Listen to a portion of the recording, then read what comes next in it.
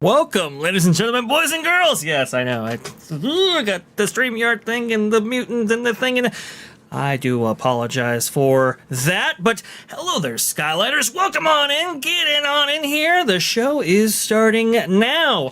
Very, very interesting with the scheduling here. I know we're going alongside Marvin. I tried not to. But there were some scheduling conflicts there that pushed him up. So hopefully, we don't split the audience too badly. But if we do, don't worry, the restream of this will be up for your later enjoyment right here. Very, very cool. Today, I've had to move the show I think 3 or 4 times today. It's so crazy how just the news just keeps going out. We just heard the big announcement of D23 Expo. Or, wait a minute, the D23 Ultimate Fan Event is what they call that now. Oh, boy. Man, can you remember the good old days? Anyway, the D23 Ultimate Fan Event, its events and its tickets were just announced. Very, very interesting. Along with that, the Legends ceremony and who was going to be inducted into the Legends category awards was also announced. And there was a very surprising name on that list because, well, as you know, they just recently retired from the Walt Disney Company. And it's like, wow, a little fast there to be getting a Legends Award. We're going to be talking about that near about the end of the show right there.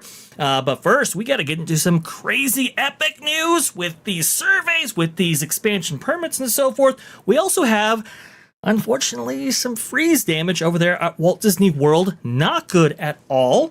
And also, too, the Disney Adventure putting out a notice to all of its cruise liners. Or wait, not cruise liners. It would be passengers, right? Of its cruise ship. Talking about theft. Very, very interesting stuff on the horizon. That is for sure. But we have to go ahead and bring on a very, very special friend and somebody who has been instrumental in getting us established here on YouTube with our channel. It is the one, the only, you know him, you love him, the rocker, Tom F. Are you there, Tom? I'm here. I don't know. Am I? I believe so. Let me just make sure here. Yes, all go. Right there. Thank you so much for joining us, Tom. Very appreciative that you could actually make it on because I know that you've been to Epic. Unfortunately, I have not, but I had to bring on somebody who has been to Epic, who has been through the rigmarole attached to Epic Universe, and why this story is so very, very interesting. Because a lot of people have been waiting for Epic annual passes to be launched. And a lot of people have been questioning on how they were going to do that, right? Whether or not it was going to be as a separate package or a separate AP altogether, or maybe a combined package when they finally make their way out to the public. And we might have just gotten our first indication of what they might be thinking about when it comes to these Epic passes via these surveys that they've been putting out. And I know a number of people who have gotten these surveys and have all been reporting the same thing. Now we have Block Mickey here, who is going into depth about what might be in store for potential annual pass holders looking to visit Epic Universe all year round. Let's go ahead and bring it up right now from Block Mickey. Breaking! Epic Universe survey suggests 2 or 4 year locked-in annual passes, required park reservations, and more. This Mike over here, like I said, Blog Mickey, and very recently, I know, I'm in reader mode right now. Blog Mickey, a lot of these sites are giving me a little bit of problem. I remember the reservations part, but I will tell you, nothing about 2 or 4 years locked in. Nothing like that. Yes. We have been seeing surveys indicating multiple years. Actually, I remember at Universal Studios Hollywood over there on the West Coast, they were asking about maybe a 3-year pass and what that would, entail, and maybe perhaps annual pass holders might opt for something like that, especially as that park is going under a whole rejuvenation process. Very, very interesting stuff. But we're talking about Epic. According to blogmickey.com sources, Universal Orlando has begun sending out surveys to annual pass holders as they look to offer an annual pass for Epic Universe. The survey presented a wide variety of options, including discounted tickets, multi-year annual pass options, and more. Here's what we've learned. And it says, since they published this article originally, there have been updates with additional information. I'll start with a caveat. This is a survey. Nothing discussed here has been officially announced by Universal Orlando Resort, and that is a good distinction right there. There's no guarantee that any of these options will be implemented. In fact, with so many different options, there's a guarantee that most of these options will not be. But here's what we know so far. Multi-year locked-in annual passes. Universal presented multiple annual pass type options, but some of the most interesting offerings were multi-year locked-in annual passes. Universal asked guests about a 2-year locked-in annual pass, a 3-year locked-in annual pass, and a 4-year locked-in AP. This would be a massive departure from the current industry standard of an annual pass being only for a single year. Universal says that multi-year locked-in AP options would come with a lower per-year price. That said, it would require a multi-year commitment of 2 or maybe even 4 years. We haven't heard of other timeframes for multi-year locked-in APs, but it's possible that Universal could be surveying guests about 3-year or even 5-year APs. Whoa! Universal guests asked what they would be willing to pay for these multi-year passes. While the multi-year AP would be discounted versus a year-to-year renewal, Universal did consider adding further restrictions to visitation. One such restriction would be required park reservations. Before we get into that, though, Tom, your thoughts on buying in for multiple years, not just one? Okay. Being that my pass just rolled over and 2 years, okay. That if it was going to be a discount, I could see people doing 2 years. Let's say you got 3 parks to go to. They're expanding on Epic. So that could be doable. I mean, I've been to Epic 5 times, I think. I know, horror. And I still don't think I got everything done in it. Wow, So really? some of the questions they were saying were like, hey, if you had 10 days to go in this like 3-month period, and they didn't have a cost with it. They just said it would be included in your annual pass. They didn't say if it was going to cost more or not. Then I do remember about an option of getting a pass, just an unrestricted pass, but it'd be double the money than what it would normally be. So I'm wondering if they're staging the questions differently to different clientele to get different surveys for different people to see what it's like. Oh yeah, for sure, right? Because not everybody's going to be able to afford a multi-year pass. That's a lot of money to put down. But the temptation to at least offer something at a value, I think, is there for Universal for multiple reasons, right? They want the reservation system to me, I won't buy it. Well, that's why I left Disney. We will get into that in just a moment, Tom. Hold your thoughts right there, because that right there is really the crux of what we want to be talking about. But you got to think. With Disney in this state of becoming, that being the multiple construction projects spread out around 3 of their parks, that being Disney Studios, obviously, with Monsters, Inc., Magic Kingdom with Cars Land, Vince's Land, and Disney's Animal Kingdom with their Tropical Americas, I think a lot of people might reduce the amount of visitation at Walt Disney World anyway. So in order to capitalize on that, it's like, hey, these things are going to be going on for a while. Why not buy in at a reduced price point for the time being for Universal?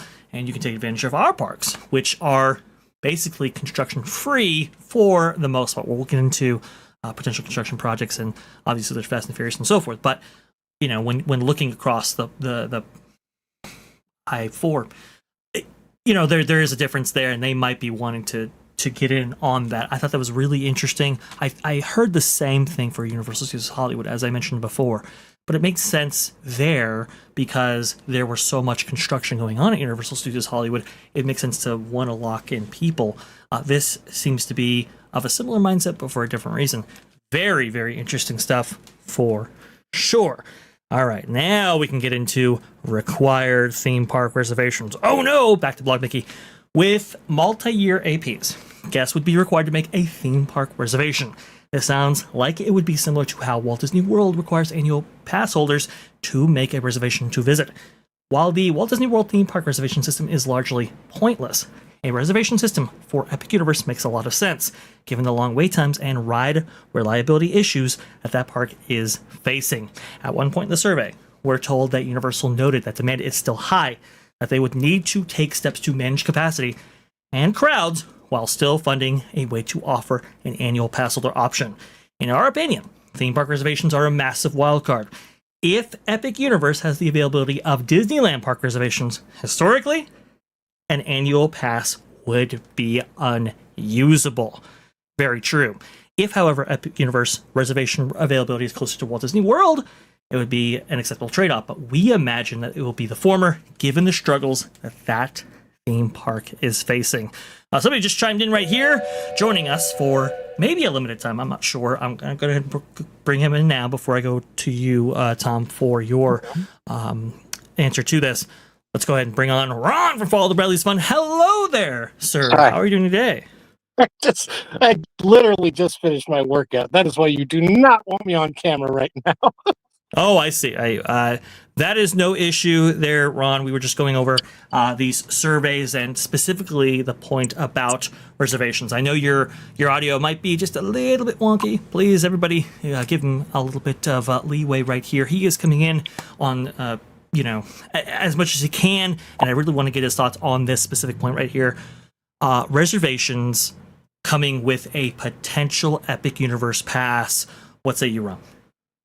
Yeah, Tom and I were talking about this because we both got the same. Well, we both got surveys. We're not 100% sure if, of course, the surveys are identical, because the options that I was shown in the survey were this first very weird option where if you have an annual pass to Epic Universe or to Universal Orlando, then they could extend an option to you with a 3-month window to buy discounted tickets. And I couldn't even quite wrap my head around that exactly because it was so, fortunately there was like a comments section where you could drop comments. And I'm like, I hate this idea. Like, literally hate it. This is horrible. Right. It's bad. Don't do it. This is dumb. Just if you're going to add it to the pass, add it to the pass. Then there was a 2-year option and a 1-year option, and then some of those came with the caveat of having to make reservations if you were going to use that pass at Epic Universe, and of course there would also be blockout dates and such. And then one of the things said that it was like they actually asked for a suggested price point above what they're offering now. Like they said, this is the price of this pass now. If we put Epic Universe on it, what would you suggest? Mm-hmm. And then after all of that, they said, if we did this, it would probably double the price of the pass. I'm like, well, then why are you even asking?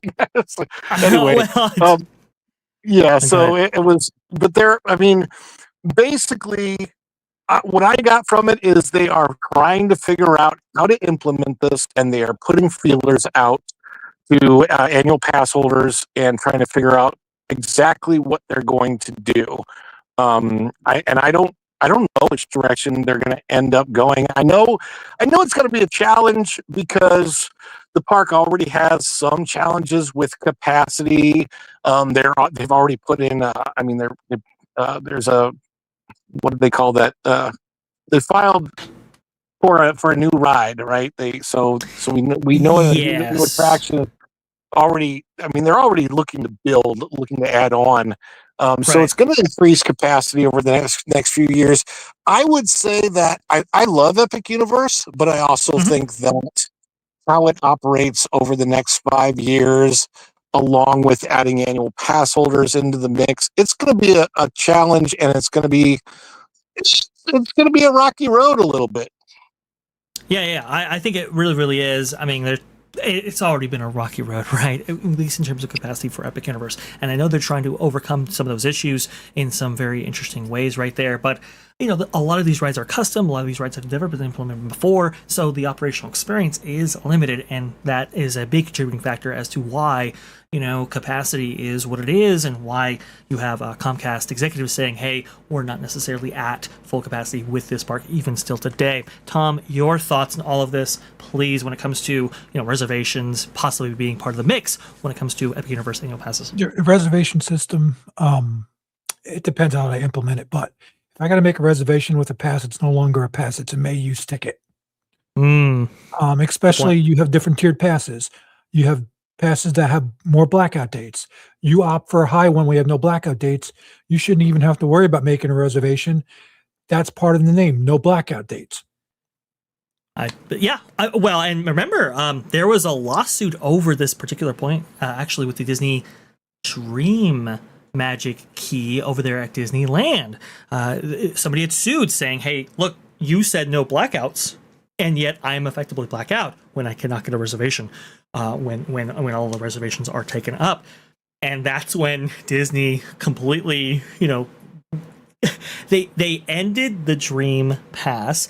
They had a new pass take its place with updated language, updated wording, all of that, and they actually settled with that plaintiff, and made the whole thing go away. But you are right there, Tom. It is effectively a blackout. And here's the thing that I think people. Oh, please, Tom, you're going to say. Yeah, let's go back to right after the icky bug thing we all had to deal with, and it was shut down. And it opened back up in Florida, and they implemented reservations. I remember them saying this was only going to be for a time being, and they latched onto that and never let go. And that's why I got rid of. I was done. I was paying $1,200 a year for what? To go 3 times a month, 4 times a month. When I used to go a lot more than that, take the wife, would go every. Oh, let's go have dinner at Epcot. Let's go do this. We do that kind of now with Universal. We'll go different places. As far as Epic has some really nice restaurants, so you can have people that want to do that, walk around, taking the ambience, taking different things, and then go have dinner. You do the reservations thing, you're going to lose a lot of people like that. Yeah, there's no question. No question in my mind that demand would instantly drop off for an Epic Universe annual pass just simply because of that reservation requirement. And here's the thing. I don't think it would be permanent, but certainly to handle the initial demand, I think it would definitely be implemented. And here's why, folks. I want to go ahead and bring this up right here. I think it's really important. This is paint, as you can see. Why am I bringing up paint? Because I'm going to draw you a little bit of shape language right here. Okay, so we're going to draw a little triangle. And you have 3 sides of this triangle. Eyes. Oh, your eyes. Oh, sorry about that. I do apologize. You just broke me. My God. Is there an option to? No, I'm teasing you, dude. It's just the whole shape language things. Yeah, exactly. Okay. So here you go. This is the shape language here. This is the triangle, right? And there are 3 sides, as you know. You have, let's say, low price, right? Low. And then we're going to do the dollar sign right there. Yep, I know. I'm Your artistic talents in this thing is pretty impressive. Not great. There you go. Okay, and then you have. Where's Tabitha when we need her? Darn it! Exactly. So then you have access on one, right? And then you have what is it? Low. Okay. Crowds. I know. I'm on a touchpad doing this on my knees here, guys. So you're gonna have to, just bear with me here. Okay, so we did that in real time. Isn't that great? Isn't this fantastic? 3 sides. You can only have 2 sides of this triangle as a guest, fundamentally, right? You can really only offer this as a theme park proprietor to guests, 2 sides. You can't have them all. If you want to provide guests unlimited access and low crowds, then the price has to go up. If you want to provide guests unlimited access with low price, well, you're not going to get low crowds, right? You are going to get a lot of people that will make their way into that theme park without those inhibitions actually in place. Lucas, if you want to go with low crowds, SeaWorld, right? If you want a low price and low crowds, then you have to limit access. We're actually seeing that at Disneyland, for example, when it comes to like the after parties, right? That's a very high price point, but you do get low crowds, and to anybody who can afford it anyway, you do get access to that, right? It's just, unfortunately, the low price isn't actually there. Vash, you mentioned that when you mentioned that, and even before you mentioned it, I was thinking, Uh-huh. I didn't. I wish I could have put this in the survey because it just now came to my mind. But Sure. I don't know that any theme park has even attempted this. But maybe what they could do at Epic Universe is have a lot of nights per year where they open it up and access is limited to coming in the park at 6 o'clock, but staying till 2 a.m. And those nights, of course, that's a separately ticketed event. But what if they also offered a pass that was just for those nights? Like you could buy an annual pass and your access would only be allowed on like a special pass just for those nights. I don't know what the price point would be, but that would be an interesting offer. They do something like that now for Uh-huh. HHN. And so if any company could do it and pull it off, I think it would be Universal. I don't think Disney would ever do that. Oh no, I think you're exactly right there, and I think that's a very interesting, intriguing option. Epic Universe was really built from the ground up to be this park where you could have special events and cordon off certain areas, and only allow access to certain areas if you have a ticket and so forth. It's a very interesting park in its construction and its layout in order to facilitate things like that, corporate parties, for example, all kinds of stuff. The only inhibition I think Universal has right now is just staff. It's just, can you get the staff necessary to operate this park, maybe after hours or what would traditionally be third shift or whatever, and facilitate an experience like that? But Ron, I think you're exactly right. They could do something like that. Everybody wants to go to Epic. Everybody wants to be in this park, and it doesn't have the greatest plethora of rides out there in terms of count, right? In terms of roster, it just doesn't have the high rosters that you see at parks that can provide greater capacity, and that is its shortcoming on top of the operational issues that diminish that capacity even further. Tom, I mean,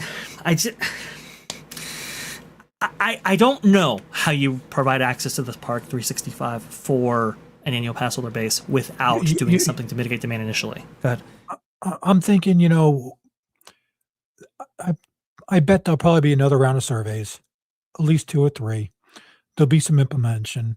They're probably going to change some availability dates and test it out. Supposedly put more up. I mean, the pass holder preview days, you could still get them, right? It's not preview, but the pass holder tickets, you can still get them. I checked today. Okay. And they were available. I didn't go out far. They're a little bit less money, but even if that point, let's say they say, okay, you need the passes for this long. All right, I don't do that. I just go to a paid one for the day. It's going to balance out. If I don't want to spend that certain amount over the whole years, I'm still going to go to it. And what's their cap for the day ticket? If you show up at the booth and you buy a ticket that day, are they going to let you in? That's the big question. That's the big thing. Access to this park. You've seen them curb demand several times when it comes to. But I also don't think I've seen this maxed yet either. No, I don't think we have, and I think Universal executives will also say the same thing, because they simply can't max it out with what's on offer right now and in the state that it is in. I just don't see it being there. You're thinking they got to get their other lands open and their expansions done before they even try to do that. Yes, I do think so. I think it's a big part of it. I want to go ahead and go over this the rest of this Blog Monkey article just for a second. Ron alluded to it, and I think this is really interesting as well. Traditional annual pass upgrade, but price doubles. Another option presented to guests was that Universal Orlando Resort is considering a more traditional AP option. With this option, there was still a theme park reservation requirement. The catch is that a traditional AP would be an upgrade to your current annual pass, and that the total price would roughly double. I think this is very interesting too, because there might be an audience out there who's just like, you know what? I don't really need Epic Universe on my pass. I can just, get by with Volcano Bay, Universal Studios Florida, and Islands of Adventure. And I'm good. Having Epic as an option that you add on, I think, is the way to go. And I think having it be almost double the price of the existing parks is a way to curb demand. And if that were implemented, I think the necessity of reservations and the availability of reservations might be adjusted accordingly as well, right? Not as many people might opt in for such a higher price point, and that would provide for reservations to be a little bit more available. Is kind of what you thought? Yeah, the pricing structure now, let's look at it with the 3 parks.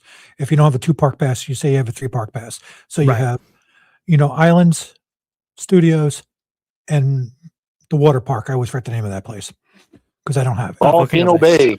Volcano Bay. I didn't take it. So if I wanted that, that's roughly what, another, I think, $200 a year, maybe, or $100 a year. So if they're talking double the cost, are they talking double that part or double the whole thing? They weren't clear on that. That's interesting. My understanding is that the price point they were giving was I want to say it was around $530. I'm not looking at anything right now, so that would double it to $1,060, $1,060 a year. I think that's kind of the area that they're looking at. This is still half. That's about how much? Figure out per month then. If you took that and you broke that down per month, and you figure, okay, let's say you have a family, your case, Ron, let's say family of 3 right now that you're going to pay for. Hey, you're looking at $200 a month, probably. Are you? For 3. For 3? Well, 3. Yeah. It depends because the way Universal has always done it, that's different than Disney. Disney offers you to be able to, if you're going to make monthly payments, you can pay $205 down, and I think it's even $99 right now, and then whatever's left, they break that up by the month. But Universal is 50% of the pass down, and then the other 50% they break up by the month. But not on renewal, Ron. On renewal, no, renewal goes way up because you haven't paid that 50%. You're not putting it, you're still paying it out, but you're just paying it out at a bigger lump sum. Actually, no, it's the same amount of money. It's just broken up over the year, and there's no tax on the second year, which is interesting because I didn't get no tax if I remember correctly. I got to look into that. That's interesting. Wow. Okay. Well, I see. This is the stuff that I have never engaged in a Universal Orlando Resort pass before, so this is really, really good stuff. Great information. This is why we have experts on here, guys. Royal cheese to give us the still cheaper than a MagicalyMJ at Disneyland. That's I was just going to bring that up. The Imagine Key, the highest priced Magic Key, which, by the way, I do believe, I think I remember hearing that that was the most expensive theme park product in the world right now. But if you want that $1,900 Magic Key, that doesn't give you $365, by the way. You're still blocked out for, I think, like 10 days at the end of December right there. And you have to have you have to manage your reservations accordingly in order to get access. That's for 2 parks, right? Versus this, even if they double the price of the buy-in for an AP that includes all 4 parks, I suppose, at Universal Orlando Resort, that they still don't have. Half. Disney hasn't even brought back the pass that was good at all the domestic parks either. I remember seeing that pass. And this is really, really funny. The last time that I saw the physical pass, and it was like white with gold lettering, and it got you into all the parks. The last time that you know whose hand it was in? Brooks Lopez, the basketball player, the NBA player, because I happened to be serving him as a cast member, and he's like, "You guys take the discount with this?" And I'm like, "Yeah." It's really, really funny. So, yes, Brooks Lopez had an annual pass to all the Disney parks, and he used it to get his discount with me at the restaurant that I worked at. Hey, you can't blame a man for trying to save on food. And he can eat plenty. He ate a lot of, he ordered extra tall foods like long celery and long carrots and anything that was big and tall. I don't know why. Wow, that's kind of afraid of you, Ron. Kind of afraid. Interesting.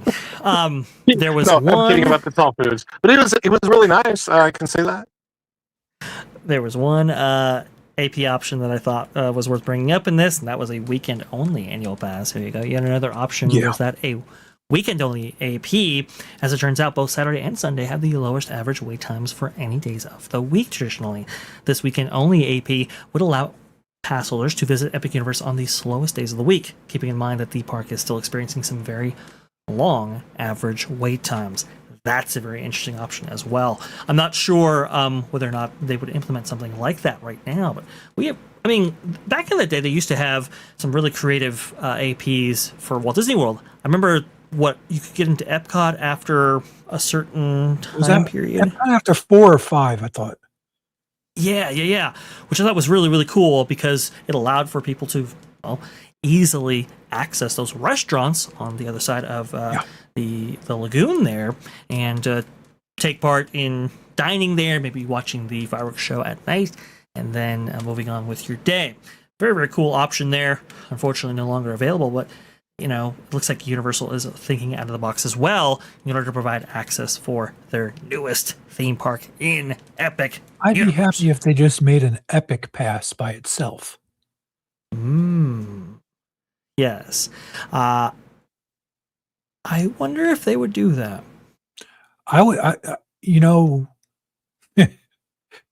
It would kind of make sense because until they got everything, it is kind of separate.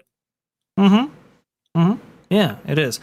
I think if they did an Epic Pass by itself, it might be the most expensive option in a way because it's, I would say that's probably the most sought after park out of the 3 right now. When they first opened up the ticket options, remember they opened, what was it? You had to buy a 3 park pass, 3 park pass where you had to use 2 of the other days at Islands and Studios.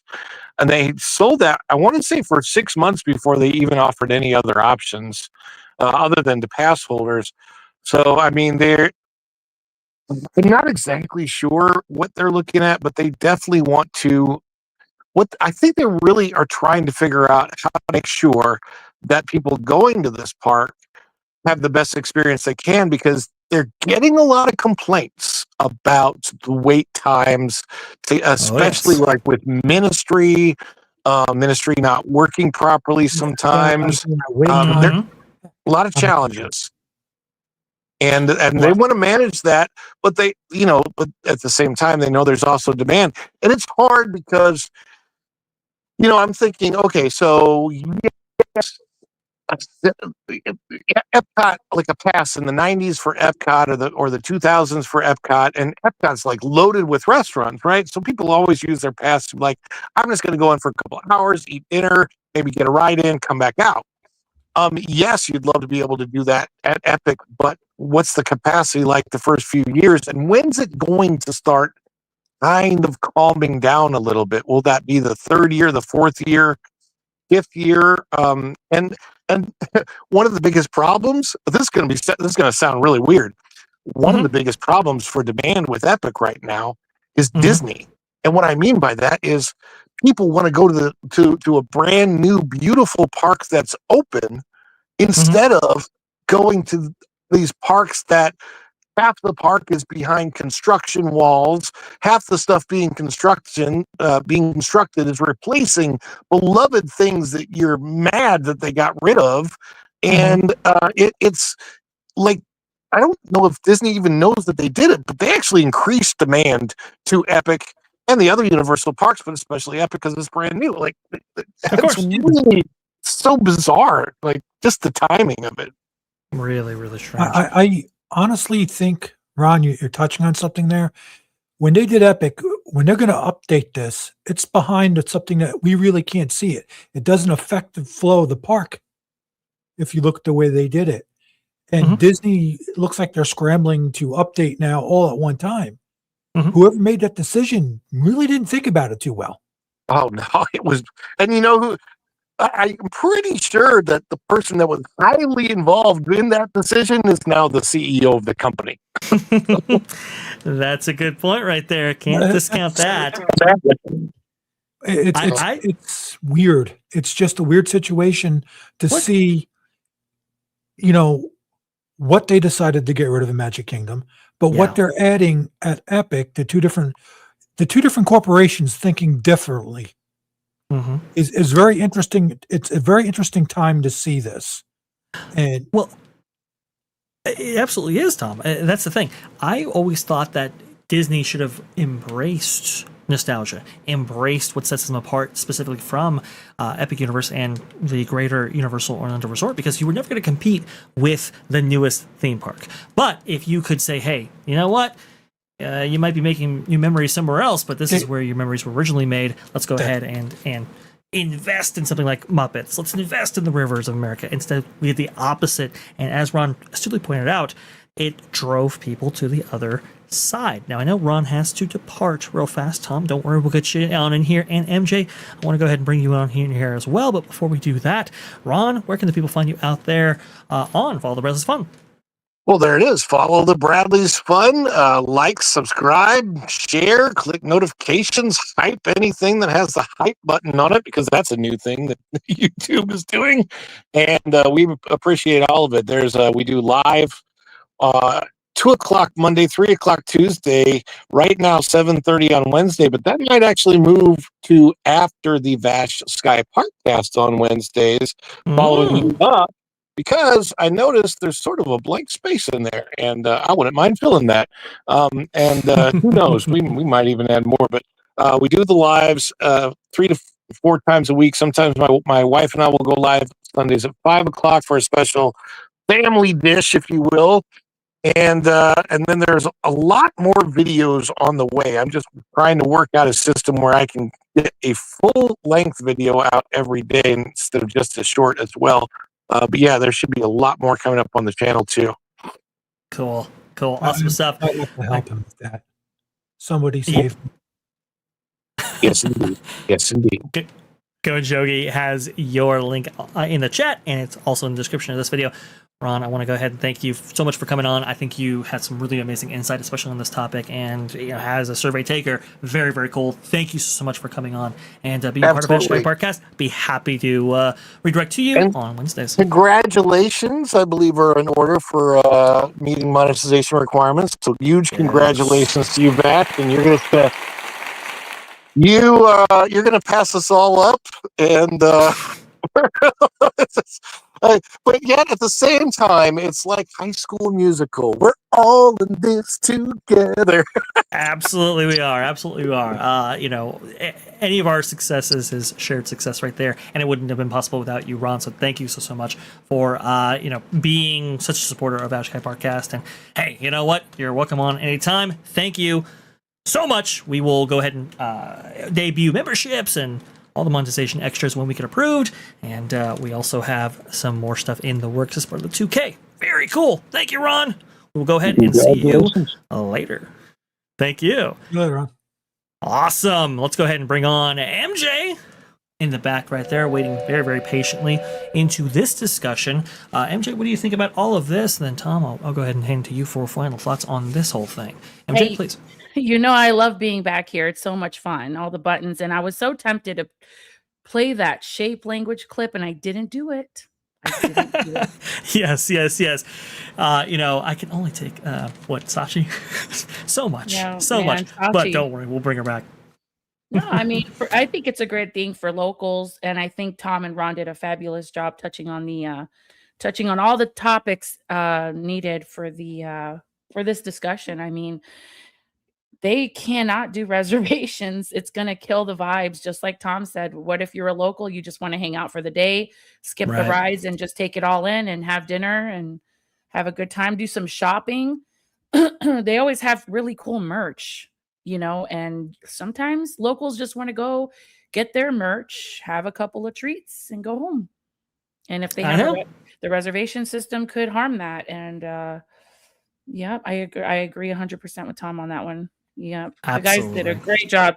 I think we booked some amazing guests tonight, I should say. I think we did. I think it was perfectly placed right there. We always try to tailor. What are you talking about, guys? Yeah, when he crawled into the crawl space right there, we had to tailor the show just a little bit. Food stuff, Ash, like we said, Yeah, I've been there 5 times and I still haven't been to all the restaurants that are there. there's Yeah, it more to takes a explore while. Yeah. at Epic Yeah, I'm Universe. not talking the quick service. I'm talking like the semi-quick, when you walk and you order from the menu, and there's some sit Right. downs. The Oak and Star I haven't been to. Oh, I checked out Pizza Moon, but I haven't eaten there. There's a bunch of other places in there. I've been in the Atlantic. I've been to the Dragon. I've been to, inside Toadstool, both of the Harry Potter places, and there's still more. Mm-hmm. So, and there was one that wasn't even open yet. When you go off the right, it doesn't even have a name yet. It's supposed to be two different things. So, Yeah. so And they're, yeah, they're I mean, still in Celestial Park. Tom, you would know. There's some in Celestial Park next to Pizza Moon, and then there's the ice cream place, and then there's a couple of spaces that are still empty. Are they going to fill those with more restaurants? What do you think? restaurants and stuff. And then there's that big one. If you're coming back out, let's say you came out of, Paris here, and you make the left, and you go Okay. out that way. There's a couple of big restaurants that weren't even finished. They had no occupants in there, but they're ready to go. So I'm wondering what they're going to put in there. I know they're working right now on what needs they'll have when it comes to expansion, what the feedback is for what the offerings that they currently have and what they're missing, and they might be basing some of those decisions on that feedback. So folks, those surveys are extremely important. I want to go ahead and shout out a couple of people in the chat right now who graciously decided to join us, like Clifflix, for example. Awesome stuff. OG Dutchy was able to attend this Thursday night stream. Thank you so much for that. Erica and Rafa out there. The Rogue Attraction, Space Save 2000. Thank you so much for joining us for this amazing show right here. And yeah, Ron was absolutely fantastic in that regard. Let's see here. Matt Hatter 7070. What is blackout phase? Okay, so I told him. Go ahead, please. I told him in the chat. Oh, you did. Oh, he left. Well, Do you mind repeating it for the good folks out there that are just joining? Go ahead. Sorry, I'm just. No, your answer, Tom. My answer, basically, blackout phase is it's blackout dates. You're black from going. Yep. You can't use your pass. You can't use your pass, and that's where you get the tiers, right? So you cheaper passes maybe have more blackout dates, more expensive have less. But when you have reservations, it pretty much is a blackout because you can't go if you wanted to. Clifflix with the Vash Sky ParkCast. Anybody know what Epic's target max capacity is? 20K? What number do you not want to ever exceed? Okay, so I have speculated about this a lot, just based on how many attractions that you have, how big the parking lot is, all that kind of stuff. And I think I put it around that number, around 25K. I don't think you want to go much more than that. Disneyland at California, I think its max capacity right now is about 50 to 60K.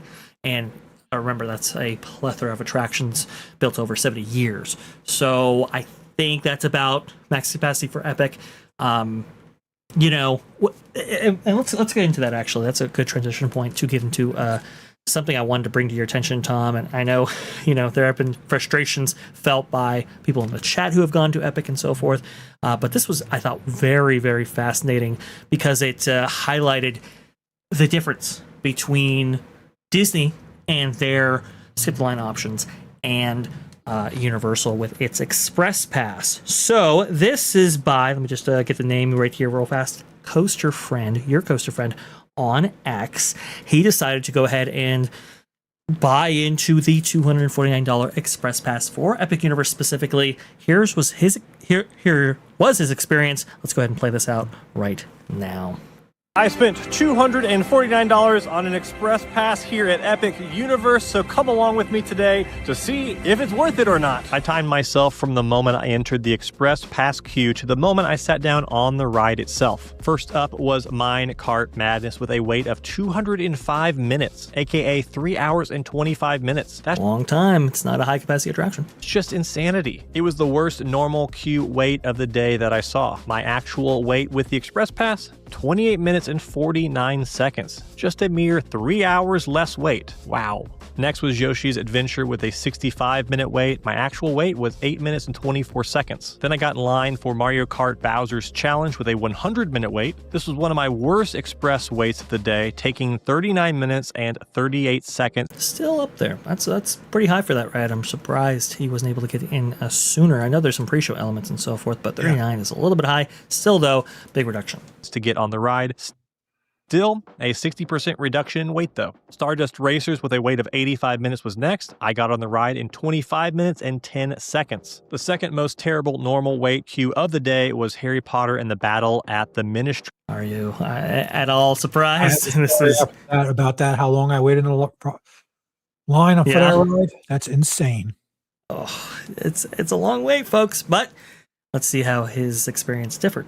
At 180 minutes. This one has such long lines. My wait, not 3 hours like everyone else, just 33 minutes and 56 seconds. Hiccup's Wing Gliders had a wait of 115 minutes. It took me 42 minutes and 5 seconds to get on. Unfortunately, there was a 10-minute delay on the ride because of some issue they had. Otherwise, the wait would have been even less. Still better than normal queue though. Curse of the Werewolf was a 65-minute wait, and I waited 7 minutes and 9 seconds, which is just silly. I just walked on. Monsters Unchained had just a 15-minute wait. It took me 11 minutes and 3 seconds in Express. And I think that's about as fast Pre-show, basically, as you can get on because of the pre-shows that everyone has to wait through. So it was also basically a walk-on. Without Express Pass, that would have been 830 minutes in the normal lines, or almost 14 hours. 14 hours of waiting in line if he had opted to wait for those standby queues instead of Express. That is an absolutely massive number right there.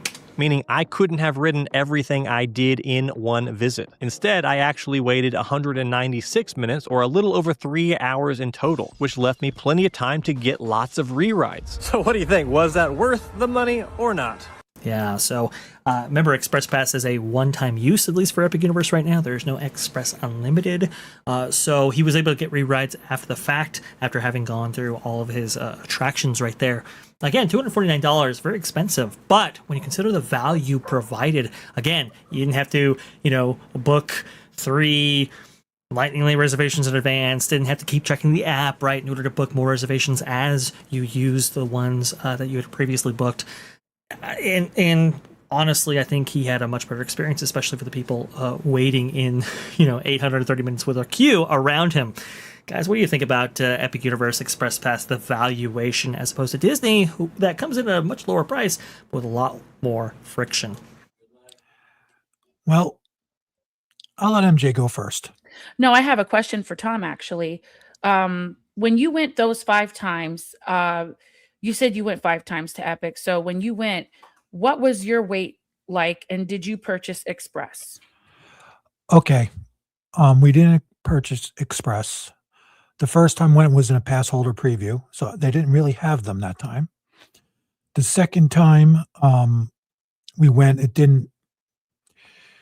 we tried to get on Ministry. That was down at the time, which I expected. It was still kind of new. Third time, I believe that's when I went with, my brain just went like, Barry Place 28. And I went with him and, his family. We had a good time, but Battle of Ministry got messed up. We had a very interesting day that day. We had to get comped tickets for the next day because everything was down. They had a problem. Everything was down. That's good to know. And imagine if back. you were coming out of town. Wow. Okay, good to know. Go ahead, Tom. We went back.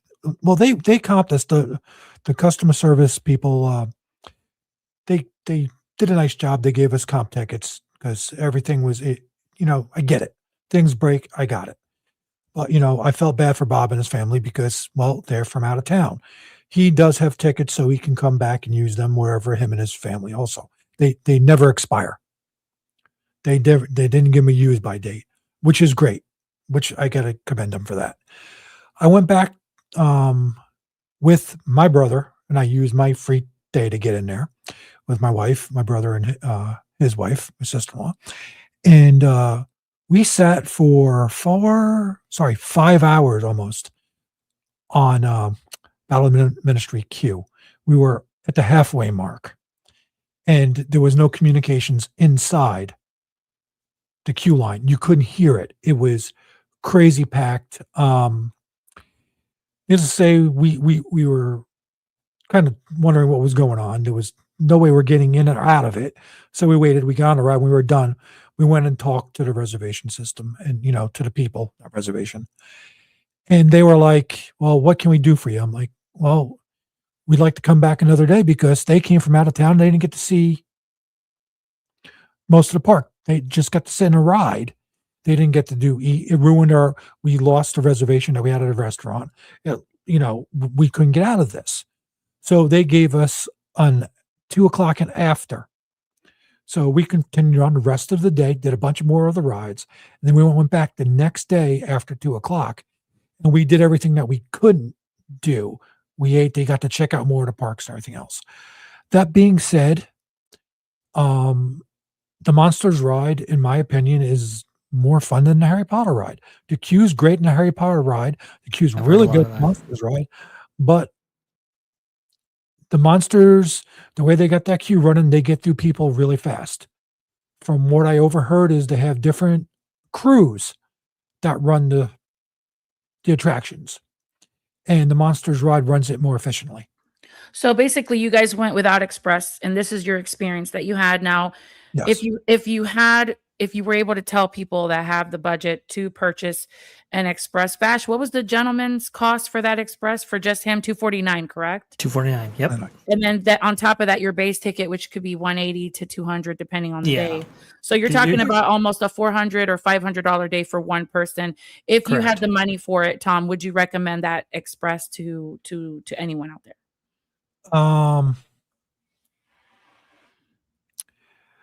Probably, I would say if you had the money, but I wouldn't strap yourself for it. It also depends how many days you're going to the park. Also, if you got like a three-day park thing, yeah, that's right. The single ladder rides. Yeah. Some of them, the single ladder, they opened up as we were waiting in the ministry, which confused the hell out of us. We're like, what are you doing? Mhm. But the single rider line for like this ride, Monsters didn't need one. Werewolf, they got on quick. Mario Land, it's always packed. And I went on the roller coaster ride, and that Minecart Madness, that was my least favorite out of all of them. It just You're talking about Super Nintendo World, right? You said Super Nintendo World? Nintendo World, but Donkey Kong Land, which is right there. Yep. Okay. Yep. I enjoyed the Mario ride more than I enjoyed the Donkey Kong ride. Yeah, I mean, I always recommend single rider line. I just never did it at Epic yet, but I highly recommend to anyone utilize that single rider line if you can. But yeah, Tom, I mean, it's just those express passes, man. It's almost like if you're a local, maybe not so much, but if you are coming in from out of town or out of the country and you don't know when you're coming back, I say bite the bullet and get the express, because you don't know when you could get comped tickets that never expire, but you have to plan your vacation again and your flights and your hotel stay and everything else that comes on top of that. So it's, that's just how I see it. Yeah. But listen. And there's one thing that people are, even with the Express Pass, if a ride is down, the ride is down. So if you spend all that money on Express Pass and a ride goes down, it's the ride you wanted to do, because you got to book those Express Passes. What he didn't say, you got to book them before you get there.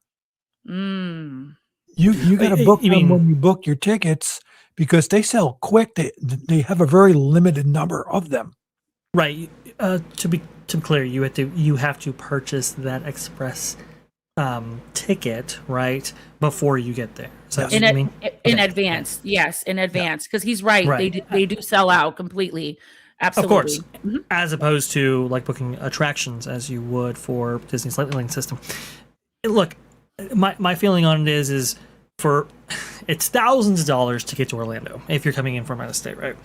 And you are spending hundreds a day the longer you stay there, because you have food and lodging and maybe even transportation costs included in there.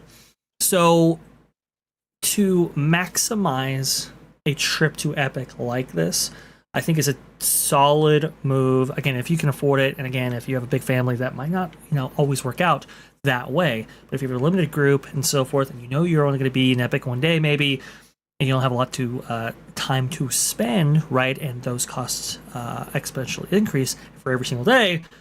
It might be worth just, hey, you know what? Let's go ahead and do $250 a piece in order to experience the attractions that I want to in Epic Universe.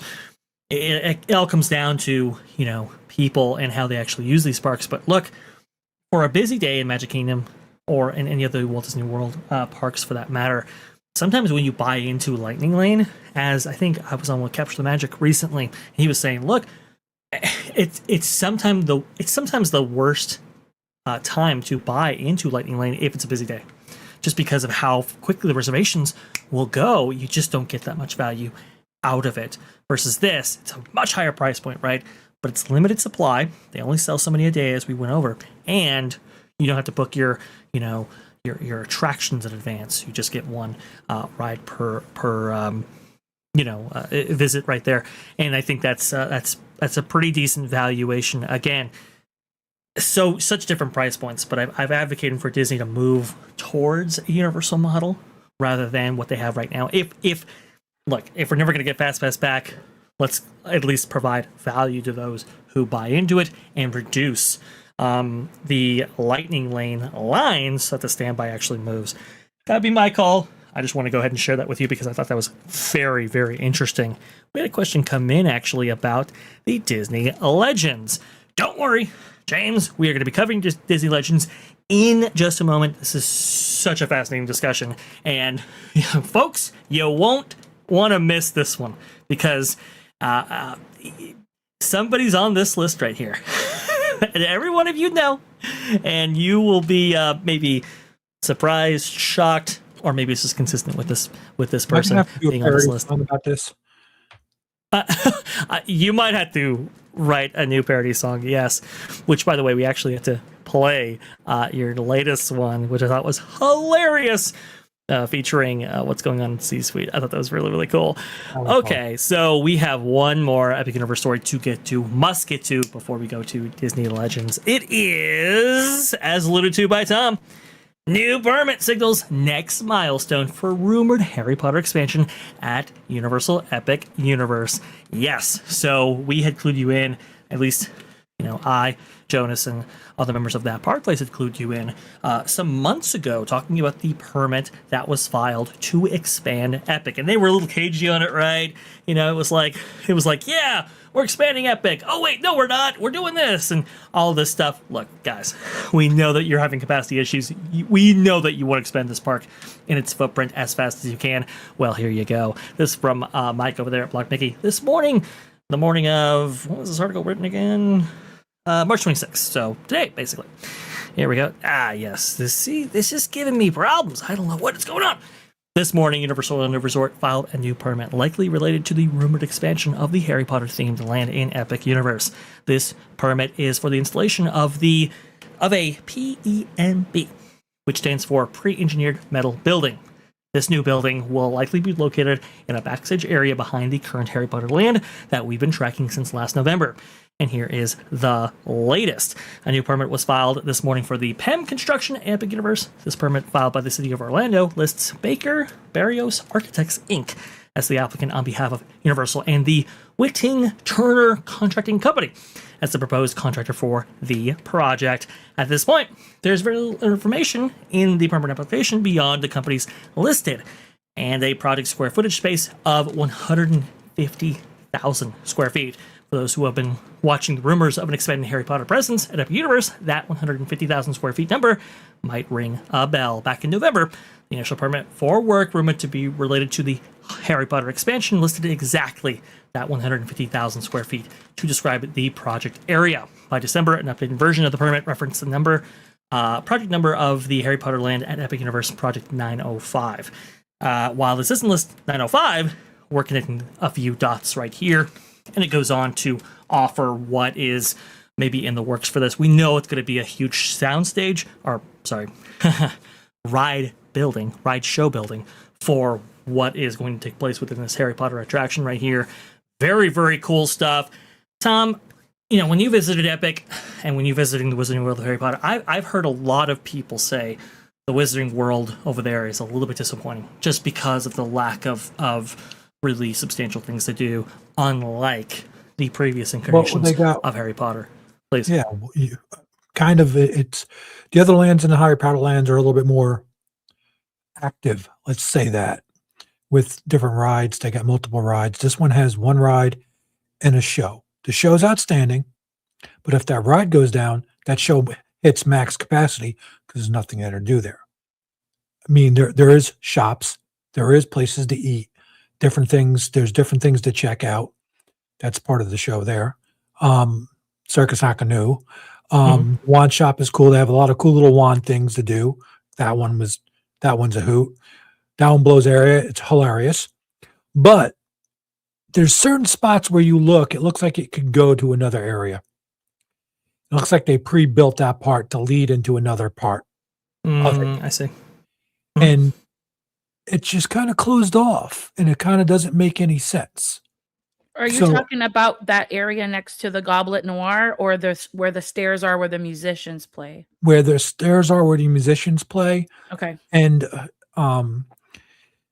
because some of those buildings actually part of the ride building for the show, and then if you look at it from the top, have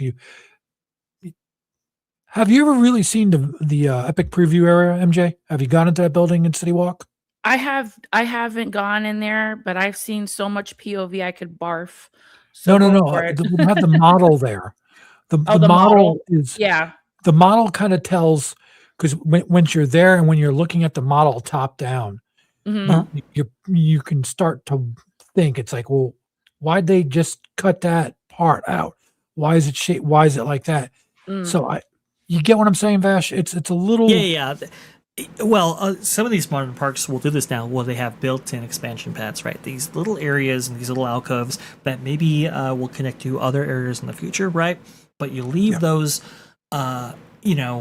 basically blank until you maybe get approval for phase 2, or when management says, hey, you know what, we need new attractions. Here you go. We're going to use this expansion space. You kind of pre-build that out because, when these early theme parks didn't really build or account for expansion, and that left some severe problems, as Disney has experienced lately with Disney's Hollywood Studios, for example, right?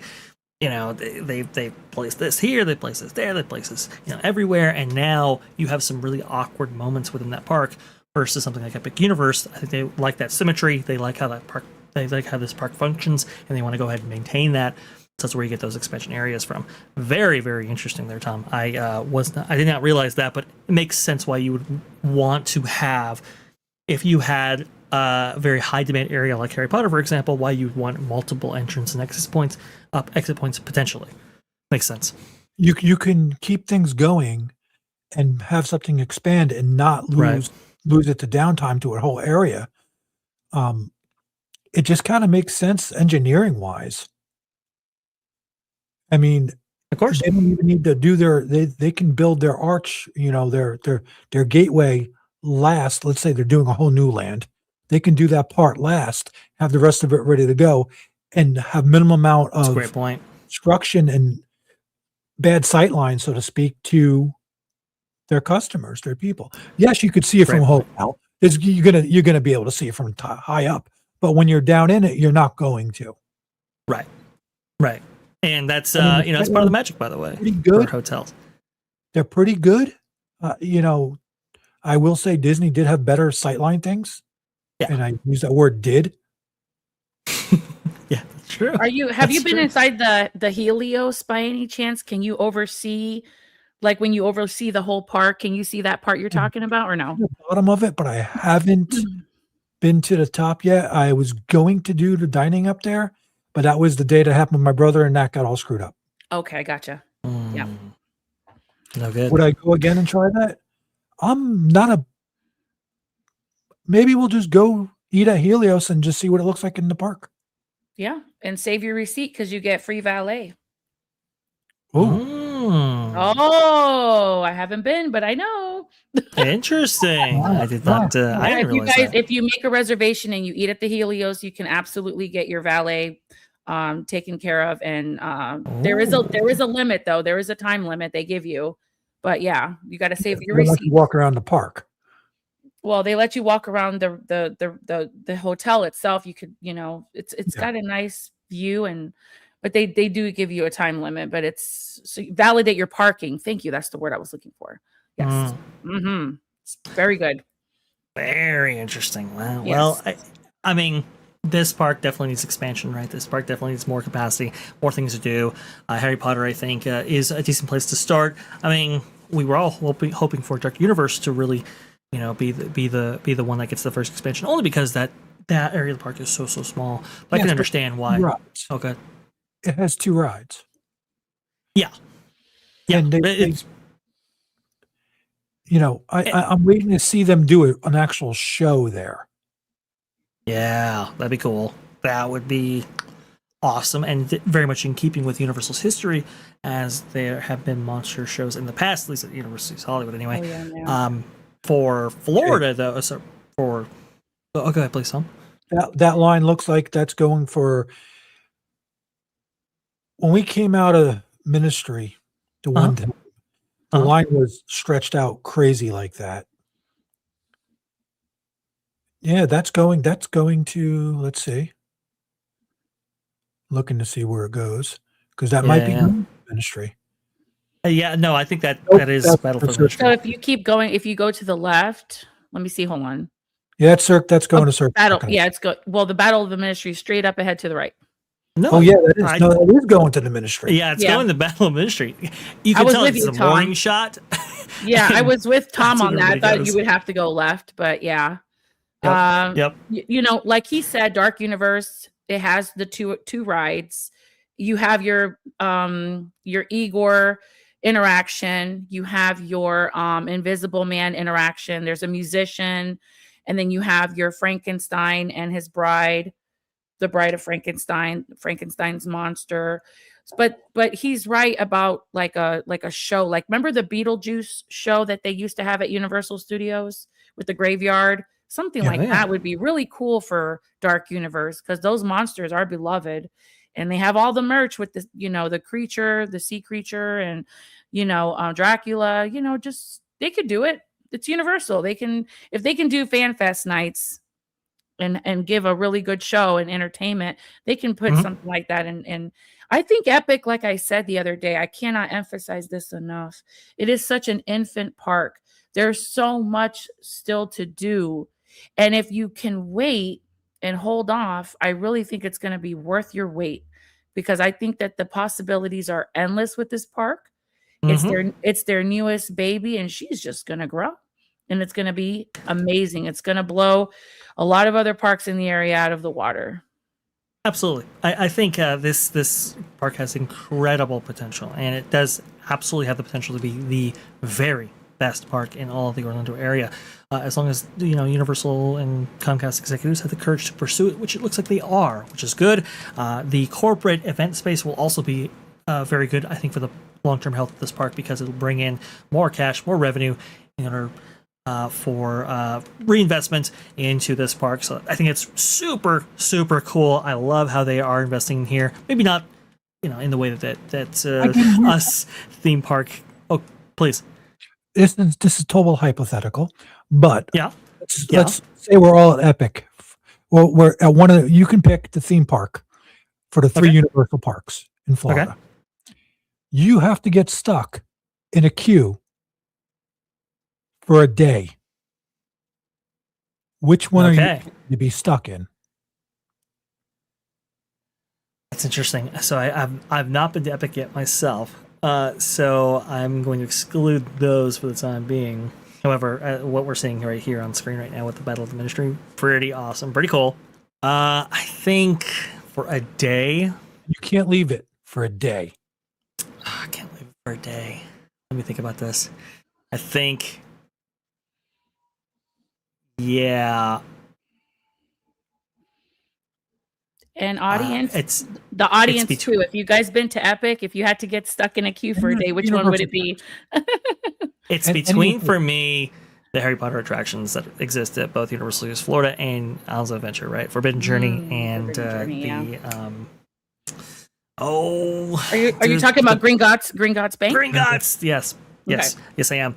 Those two queues are absolutely phenomenal. Very, very interesting. I might go with the original Forbidden Journey because I do love that queue so much. And there's so many little alcoves. And there's so much detail that I unfortunately pass by all the time at Universal Studios Hollywood.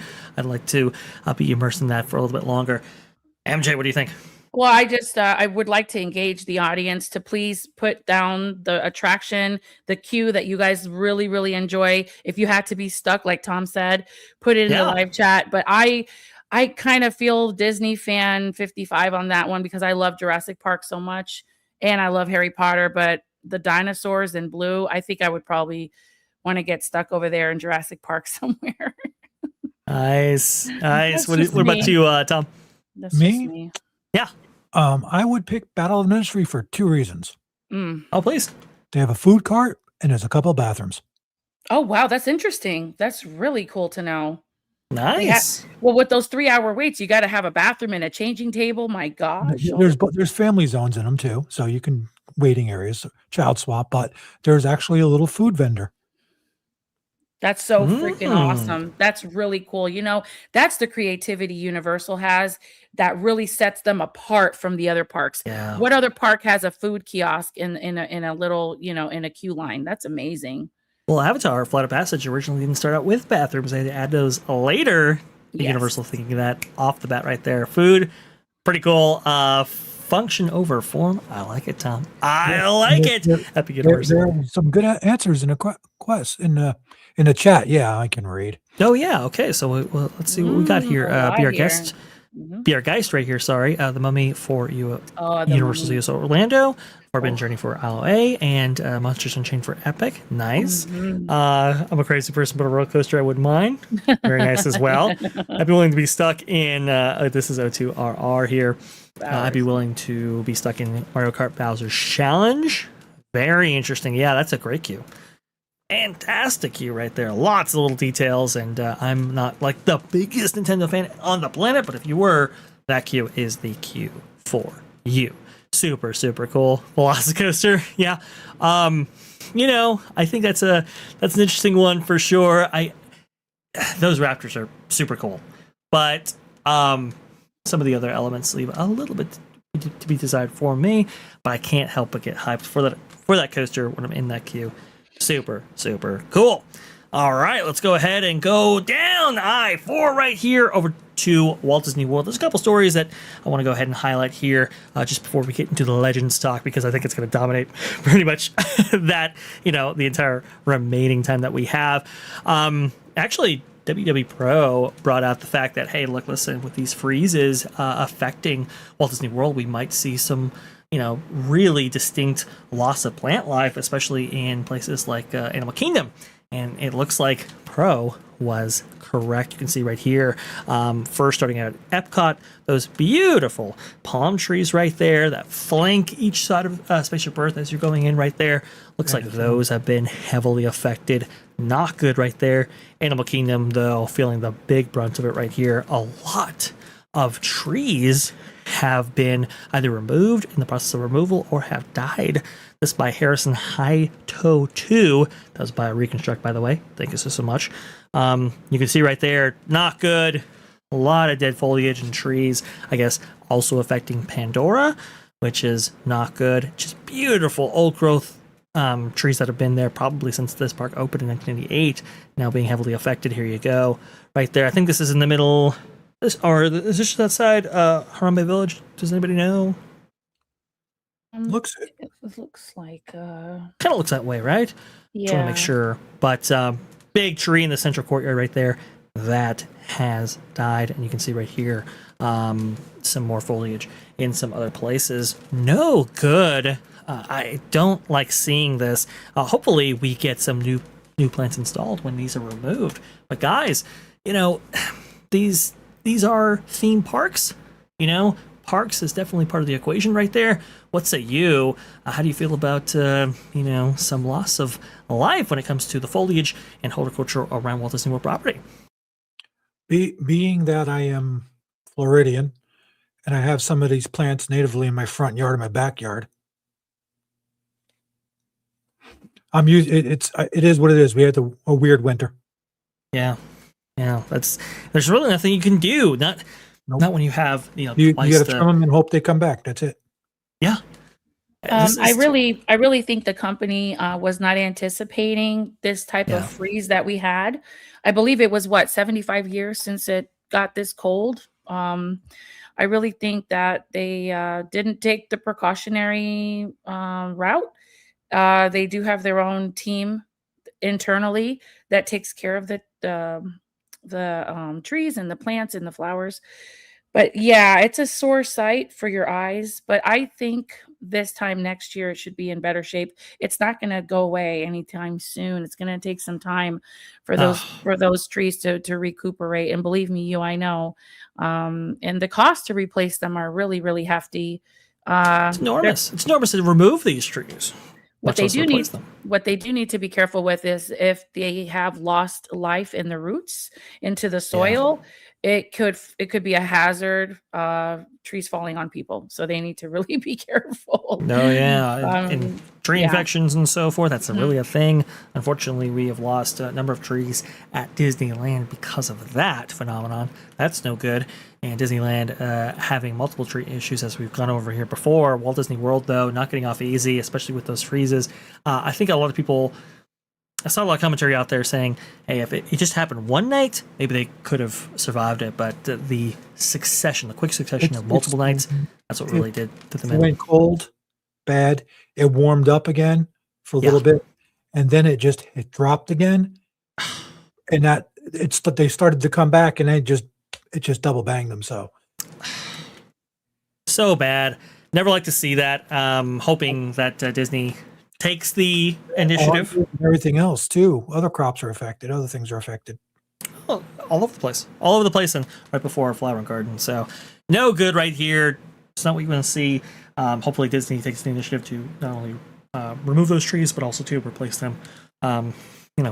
We can only hope for saplings, but it'd be better than a tree not there permanently in the future. This one coming out of Singapore, by the way. Disney Adventure notifies guests not to steal from staterooms. This is Walt Disney World News Today. Crazy stuff right here. No blanket? What did they steal?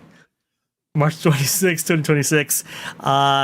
This is new for this market right here, at least DCL. After just a few voyages, the Disney Adventure has put notices in staterooms reminding guests not to steal items. Apparently, guests have been taking stateroom amenities they weren't supposed to take. Here you go. The paper printed slip sits on the stateroom's desk when guests arrive, and here's what it reads. Welcome on board the Disney Adventure. We are so excited to have you sailing with us. To ensure your voyage is as relaxing as possible, we have outfitted your stateroom with a variety of amenities and special touches. While we want you to enjoy these items throughout your voyage, please remember that they are intended to stay within the room for all guests.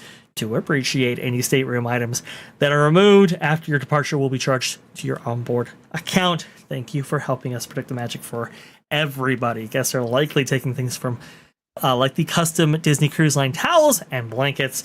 Guests can take special bedding and gifts that they pre-purchased. Wow. Very, very interesting stuff right here. I didn't quite anticipate this. Maybe I should have. But this is really this is really, really interesting right here. Tom, what say you? Showers. What was that? Did they take one of Bob's showers? Oh, yeah. Well, no. Bob would have never allowed that to happen. No. Hopefully they did take showers, though. I really wonder if they did this because it's a ship on the other side of the world. It's the newest one. Mm-hmm. And you know how people are, especially the ones that got hosted. Yeah. They might try to sell some of that stuff on eBay. Yeah, of course. Absolutely. There's a market for it for sure. There's no question about that. It's crazy, man. It's absolutely wild why anybody would actually do that. But this is interesting too, because I know somebody, I'm not going to reveal who they are. They knew who they are, who did take a blanket from, I think it was one of the Disney cruise lines that they had experienced. I think it was for the first time. And they had that throw at the edge of the bed, and it was like, let's go ahead and let's take that. From what I understand, they weren't charged. But I mean, okay, you take some toiletries. Hey, I like Yeah. that soap. I get it. But Sure. a blanket? You can't do that. You can't do that. And you know what? It's so good. Tom is absolutely right. And this is why the resorts at Walt Disney World do not even have anything on the bedding. You have Yeah. pillows and white blankets. That's it. It's no good. I don't like it. I don't like it, I'm sure. But obviously, these things happen. I've not seen a notice like this put on any other cruise lines. So maybe they're, I don't want to cast aspersions or anything like that. Obviously, we're being respectful. As we noted previously on Vash Sky ParkCast, when talking about the Disney Adventure, there might be some cultural differences right there, and some cultural norms that might be just a little bit different than what we experience in North America and other parts of the world. I just wanted to go ahead and highlight this because I thought it was really, really interesting, the operational challenges that are becoming part of the Disney Adventure as Disney looks to service this new area for them. Very, very interesting. Okay, folks, you guys have been waiting for it. Who was that? Oh, that was Scarlet Witch, I do believe. Yes. Is that the Avengers show? No, Oh, the sorry, Avengers, yeah. Marvel. Some kind Yeah, of it's a Marvel show. This one aspect of this is really, really cool. So this courtyard right here, it's a feature of the ship that you're not really going to be able to do, much with, right? Again, Disney bought this ship when it was the Global Dream, and then they Disney-fied it and made it the Disney Adventure. This courtyard feature that you see here, we've seen this with a lot of modern luxury cruise liners from other proprietors, right? But this is not really a staple for Disney. What do? They did this kind of show performance space, and actually it's one of the really, really great features of this this cruise liner that really it sets it apart for sure from the other cruise liners in the fleet, but also too it has that kind of distinct entertainment focused showcase that I think is really unique for this. So very, very cool. But Scarlet Witch is up there. And I do believe there's some other characters that join her as well, maybe like Doctor Strange or something. Go ahead. They had to really nail it with entertainment on this particular ship. Yes. Really and truly, I saw so much POV on the entertainment for even the dinner shows were really excellent. And the reason why they had to hyper focus on that because this is a floating theme park on the water. There are no destinations. You're just in Singapore in the ocean, and then you dock right back where you came back from. Does not make port. That's why they had to really nail it with the entertainment, rare character meet and greets, and the food I heard was excellent. I mean, you can imagine the kind of food, right? It's Asian cuisine, and who doesn't like Asian cuisine? So they really had to get it right on that one. Mm-hmm. I heard somebody on X talk about how, I don't want like a floating theme park or whatever. And it's like, look, listen, if your cruise liner doesn't make port, having a variety of entertainment options available, I think is crucial to satisfying your consumer base. Otherwise, maybe they would get off and enjoy the beach and Castaway Key and all of that. But that just wasn't an option here. So going entertainment heavy, I think was the right call. And it does harken back to this idea about a literal floating theme park that back in the Michael Eisner days, they did kind of float out there. Yes, pun intended. What it was basically like a repurposed oil tanker that would have like legit theme park attractions up on top right there, like boat rides, dark rides, all that kind of stuff. It would make port and it would be open up for a limited time, and then it would sail away and make port again. And that was an idea of bringing the Disney theme park experience around the world. Fascinating stuff. Never went forward with it, but that's where the theme park at sea has its roots. Very cool. All right, guys, you've been waiting for it. It is the Disney D23 Ultimate Fan Event. With its legend ceremony, it has been announced, and those inductees have been announced with it, obviously. So here you go. I think to start out with, the tickets, the dates, they've been revealed. I wanted to bring up this one specific thing, though. We know it's going to be expensive. It's D23, the Ultimate Fan Event. This is kind of how it goes. They did change one thing, though, when it comes to ticket acquisition here. Okay, the Ultimate Disney Fan Event 2026 goes on sale April 2nd, exclusively for D23 Gold members. Apparently, you have to be a Gold member to purchase tickets, not to attend, but to purchase tickets. So if you have somebody in your party, let's say, who purchase tickets as a D23 Gold member, even if those other party members aren't D23 members themselves, you can still attend. But limiting it to Gold, now you have another price in which you are incurring if you want to go to this event and buy tickets for it. What say you guys? I thought that was really, really surprising if they would implement something like that, making it even more exclusive than it was via its high price point. As soon as you said Gold member, I just thought James Bond, and my mind went, "What's Disney doing?" Fantastic point right there. 100 I level mean, please. sections, $1,499. Really? It's unbelievably expensive. I'm looking at the 200 level sections at the bottom, 3 days. Why? Yeah. And this is the thing. So I actually got this wrong. These are the 2024 prices. What? These are not 2026 prices. Hang on a second, guys. Sorry about this. Okay, let's see it. Let's go ahead and get to the pricing for this year's D23 Ultimate Fan Event right here. Here we go. This is the pricing for this year. As you can see, Okay, you so have it's $1,200. maybe, possibly, no. Oh, That did not happen. oh, Yeah. It's really high. And look, this used to be far more fan oriented, as BR Geist actually points out right there. So Pricing fans out. It wasn't this expensive back in the my day. chicken is the $49 one for one day in the afternoon. Well, yeah, that's afternoon. You know, a lot of panels have already taken place, and that's the thing about this as well. The panels, right? And the afternoon price, I think, is just for shops and so forth, right? That's so they can stay as low as $49. Yes. The issue I've had with this is that it's a lottery system to see whether or not you're actually going to get into panels. You might not actually be able to get into the panel that you want. It's extremely expensive.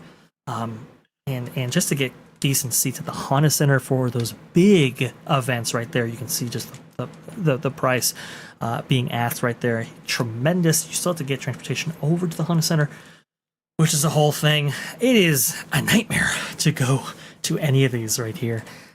No good. I went 1 year. I was fine after that. It's not quite my bag. But a lot of people do like it. They want to go, and they get those higher tier passes to get them a lot of access to these various events, panels, and so forth. So if you're one of those people, hey, good for you. And hey, you're going to be looking at the Legends ceremony, which we do have the inductees announced. Here you go, folks. This is from Disney themselves. I did cut out the music on this because I didn't want to get copyright struck, obviously. But here is the announcement of Disney Legends 2026. Here we go! Disney Legends. This is the company's highest honor, and you're not going to believe who's next. It's time to announce the 2026 honorees, starting with Chris Berman, Jerry Bruckheimer. Okay. Chris Berman, very good. He's been in ESPN for a long time. Stalwart there. Definitely needs to be recognized. I think he's very appropriate. Jerry Bruckheimer, huge producer, has produced a lot of films, not just Pirates of the Caribbean for Disney, but I believe also National Treasure, a couple of others. Rightfully so. I think that's appropriate. Susan Egan. Susan Egan, if you're not familiar, she is really known on Broadway and has embodied many of the characters that Disney has brought to Broadway via their, animated film adaptations. So that's kind of where she sits. I mean, yeah, BR Geist, she deserves it for sure. I'll go with that. I'm not familiar with her work, but hey, that she's been there for a long, long time. Probably appropriate. Eric Goldberg. Eric Goldberg, famous animator for The Genie, but has participated in many kind of Disney events, D23 events, has really been supportive of animation and so forth, has been consulted on for a number of animated works post his Renaissance career, and he was very prolific then, and will be featured as part of the new Animation Academy coming to Disney's Hollywood Studios very soon. Anne Hathaway. Now this is where it gets interesting. Anne Hathaway, Devil Wears Prada, Devil Wears Prada 2, I believe, is what we're recognizing her for. Do you think Anne Hathaway should have a Disney Legend? What do you think, Tom, MJ? She did Princess Diaries. She did a lot of stuff in the past. You have to understand too, she was in that live animation for Alice in Wonderland. I mean, I can just go on and on and on about all the different films that she's done, but yeah, Tom, are you familiar with Anne Hathaway? Because my family is pretty familiar. No. Okay. Yeah, I didn't think so. I just didn't want to shun you, you know. I recognize her face. I just don't know. Yeah. Yeah, so she was the in Alice in Wonderland live action. Yeah, that's a good point. So there was so there's the Red Queen, and then she's the other one, which I can't I've remember seen her in other movies. I just never put her together with Disney. I think the Princess Diaries are pretty popular, in my opinion. They were pretty popular. That's true. Princess Diaries. She's a very prolific actress. I'm not sure, if I mean, the Disney Legends for me, it's kind of a high bar right there. I don't know. Anne Hathaway, she's been a part of some hits. Maybe she's just squeaking by if we put her in there. But Sylvie, Anne Hathaway, being recognized, and MJ, thank you so much for providing her filmography as it's attached to Disney. I forgot about those films that she was a part of. Yeah, naturally. I mean, Ella Enchanted, was that Disney or was that someone else? I can't remember. Ella Enchanted was another one that she did. I mean, these are all movies that, the girls grew up watching. I'm talking about my two daughters. But if anyone else in the audience knows, and yes, at Space Dave with the one with Johnny Depp, where he was the Mad Hatter, that's the one that she was in. Right. And there's her character right there. So they're probably, it's so funny how Disney Legends is putting the character that she played in the Alice in Wonderland, because that's the only thing I can think of that would really stand out as far as like a Disney film. But that Alice in Wonderland was that was a big deal for them when they did that live action Alice. Yes, making over $1 billion. I would also say too, Devil Wears Prada, I think, is the other one that is pretty big for Disney. But, so Levy, there you go.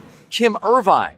Kim Irvine, Kim Irvine, definitely for sure. Anne Hathaway. From her work in the Haunted Mansion recently, but and she's standing next to her work in Small World. I wouldn't have showcased that, but okay.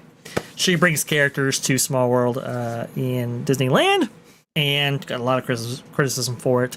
I think some of that valid, some of that not for sure. They took it a little bit too far in that specific aspect right there, but that's what we got. And she was very dutiful in her duties to be respectful of what came before, because again, she's being assigned this task, right, to infuse Disney characters into It's a Small World. You got to think Disney would have done that anyway without her.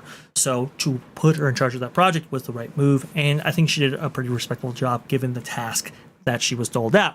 Haunted Mansion, obviously, we went over that, and how interior-wise the Haunted Mansion did receive a couple of upgrades that were very much well received by fans. Good stuff with the bride and everything else. She did say some comments about maybe possibly doing something with the the stretching room scene. We'll see what comes about from that, but she has retired, so it will be handled by somebody else. Unfortunately, she's also associated with what was outside of the mansion recently added to Disneyland, and that was that horrible shack or gift shop that was added.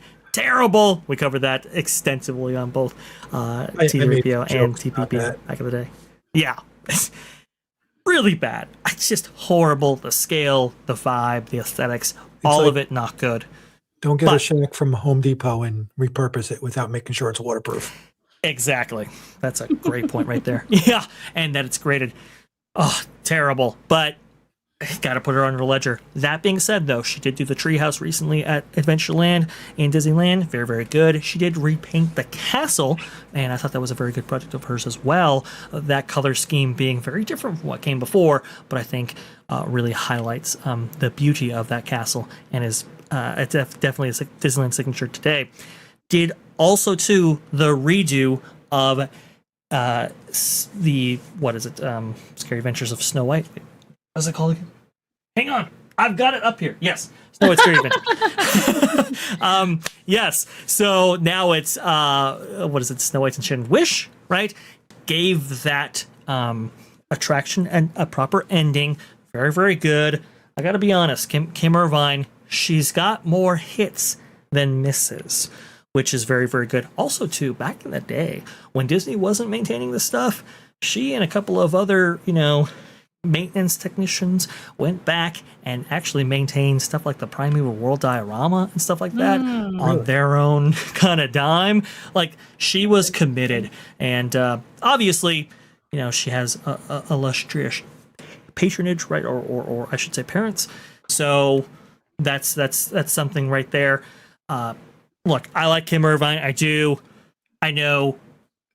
She wasn't handled the best tasks at the end right there. Pirates of the Caribbean also is one of those as well, which she worked on to varying degrees of success. But again, like, these things would have been handled by anybody else. I'm glad they were given to Kim, and I'm glad they were handled the best way they could possibly be handled as initiatives by the company, not her. There you go. Space 2000. Thank you. Very much appreciate that. Let's move on. Oh, there we go. Kim Irvine. Dwayne Johnson. So why? For the Jungle He's Cruise? been in the news. Yeah, okay. That's his role right there for the Jungle Cruise. That movie was Right. so bad. I'm sorry. Not good. I mean, he was so miscast for that role. It's embarrassing. His big thing for Disney is obviously not Jungle Cruise. It's Maui. For Moana, that's the big one right there. He is not only playing Maui in live action, but he was the voice for Maui for Moana 1 and 2. That's his big claim to fame. I don't know, I guess he's done some things. And I suppose it's like, okay, well, you did recognize all the princesses, right? Which are limited to mainly one film, maybe some sequels, VHS and stuff like that. But still, it's like, I guess. I mean, Moana is like their biggest, animated film in the recent era, right? Next to Frozen and a couple of others. So I suppose you could recognize him for that, but I don't know. This is kind of like a Josh Gad thing to me, where it's like, really? Do people pay to get on this? I mean, can they pay Disney to get on this thing? Because not to my knowledge, no. But they honor the Disney Legends is kind of like the Oscars, right? In that, sometimes these things are handed out in order to forge relationships for the future. Maybe that's what I mean by paying. Yeah, it's we'll go through this list because this last one.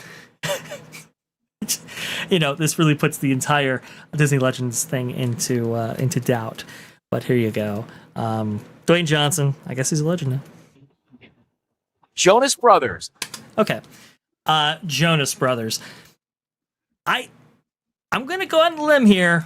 I think this is fairly appropriate because when they were big, they were huge for the Walt Disney Company. So big, South Park even did a skit featuring all of them. What do you guys think? Jonas Brothers, yay or nay? I mean, they were in Camp Rock. They go way back. They're like Disney children. So they grew up in the camera, doing work for Disney. I can see that. I can see it. Yeah, I can see it. They were like the biggest thing when they were going. And so if in fact, I don't know if this has actually been done yet, but if you're going to recognize people like Hannah Montana or maybe others that have been associated with Disney music, you got to include the Jonas Brothers in that conversation for sure. I still don't know their music. It's okay. I mean, it was targeted towards kids, really. I mean, it's not something I would bump in the car on the way to Publix. And so you two are. Jonas is back, really. Jonas is back. Yeah, exactly. Yeah, you're not lying. That's funny. Yeah, well, Jonas Brothers being recognized. Yeah, I don't hate them, and their content was always clean, and I do appreciate that from them actually. So I think they just get it. Again, a very particular division within Disney. As KCAT points out, I do not associate Jonas Brothers with Disney. Yes, that's true, but there are a lot of people who do. So I can see it. Lin-Manuel Miranda. Okay. Obviously, very prolific when it came to, was it Moana, right? He did the music for at least the original Moana film and also to Encanto. Encanto, that's Very, correct. very big. Does stuff for Mary Poppins 2, right? He took on the Bert character, right? So, okay, not very successful, obviously, in terms of film, but talented. Disney really wanted to make Lin Miranda the next big deal, right? I think they looked at him almost like they looked at the same way they looked at like almost like the Sherman Brothers, or maybe that's not even a good comparison. Maybe like let me think about it.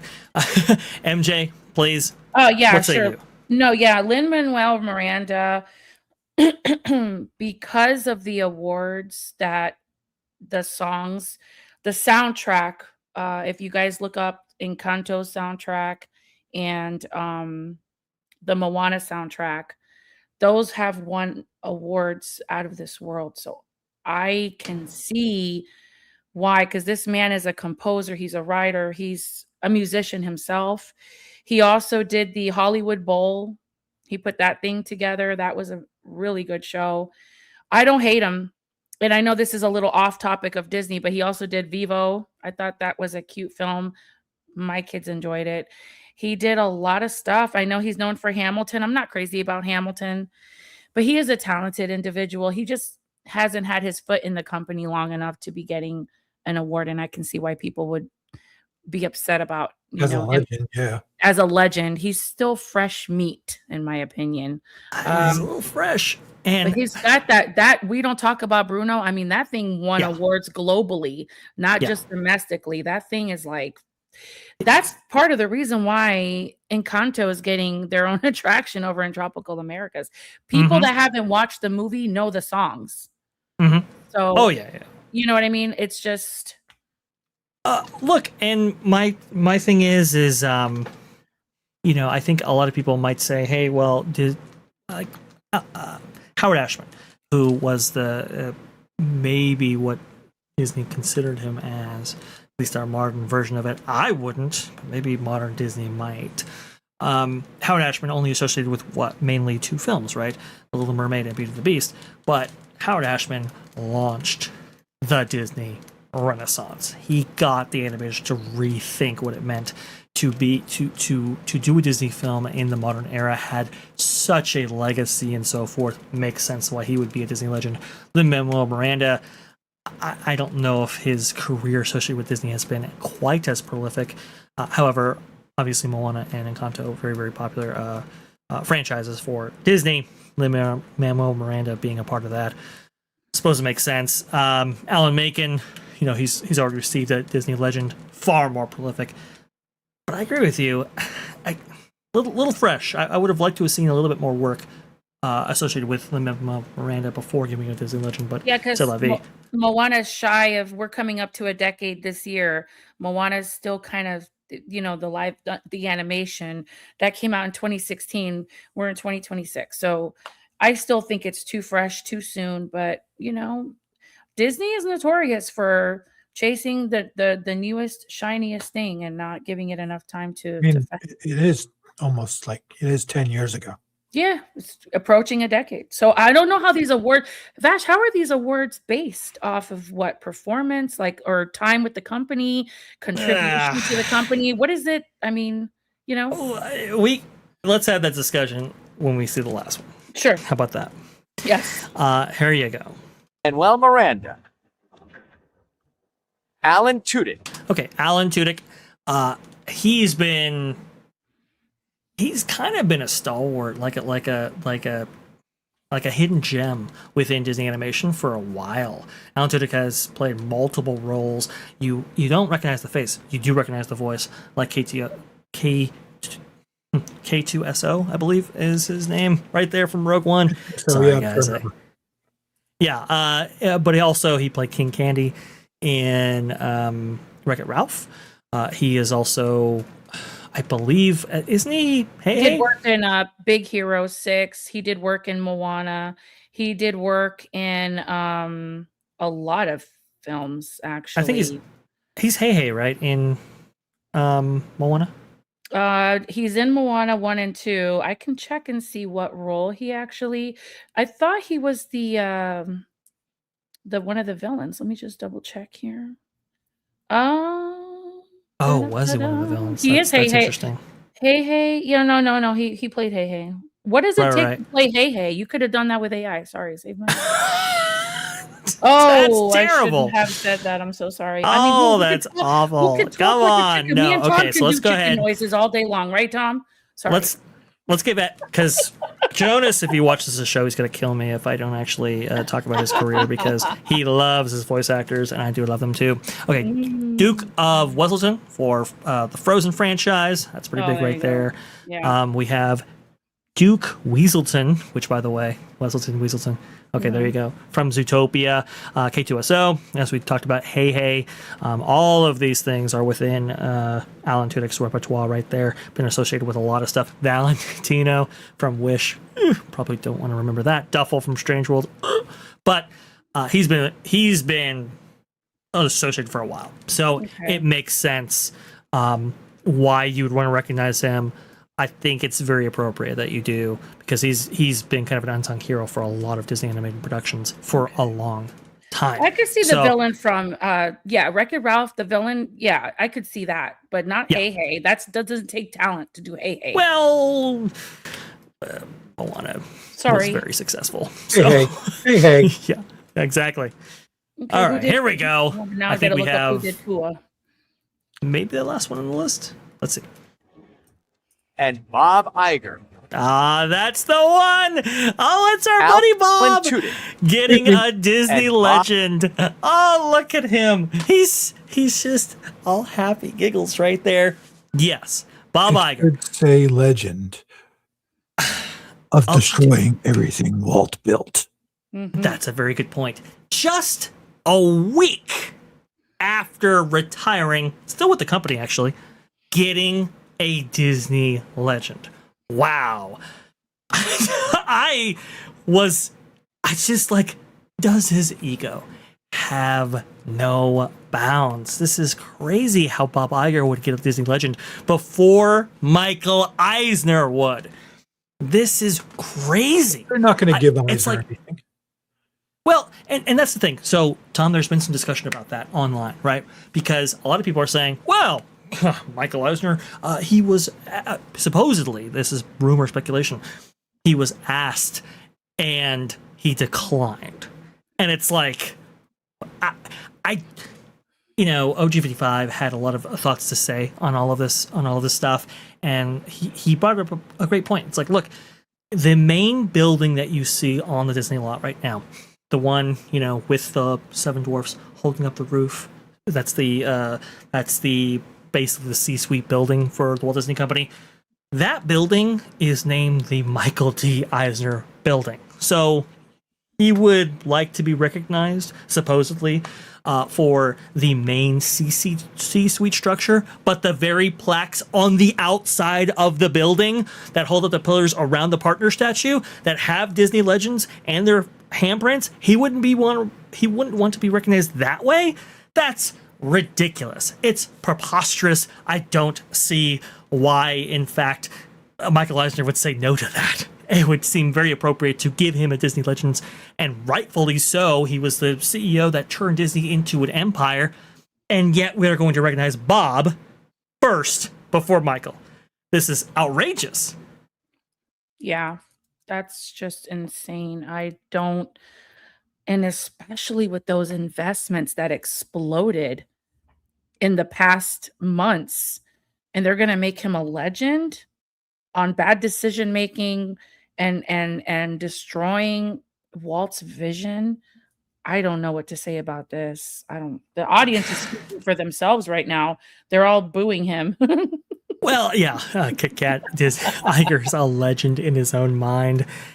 Yes. I still think he took the Miss Piggy statue when they tore down the Muppets and put it in his third bathroom. And he probably did do that. Yeah, that sounds like a Bob Iger thing to do. Look, Oh man. I'm actually going to take a contrarian position. I think personally that Bob Iger should probably be recognized with a Disney legend, only because of how long he was with the company, one, and how prolific like the 2012 era of Disney actually was. Like, they could do no wrong for like 4 years there. He acquired Pixar, which was so important to the success of those at that 2010 era, right, where they were producing hit after hit after hit.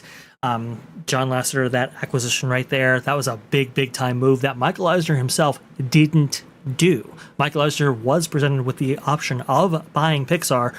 Michael Eisner thought that price was outrageous, but Bob Iger actually did that. It was very expensive, right? $7 billion, but it was worth it because that talent was infused throughout the company at a time they needed it most. The acquisition of Marvel, that's as much as we talk about, what they've done with Marvel now, that is still a $30+ billion franchise. Okay. A lot of people didn't believe that the Avengers thing was going to work when Disney acquired Marvel. That was before that movie came out. And yet, that definitely put them number one in the box office for many years to come and was a big stalwart for them. Being shrewd enough to make that move with George Lucas, right, to acquire Star Wars, I think was a good move. Now, what they did after that, I can't defend. There's no question about that. Bad moves. But he was at least shrewd enough to make that deal work when maybe others wouldn't have. And he paid extra for it.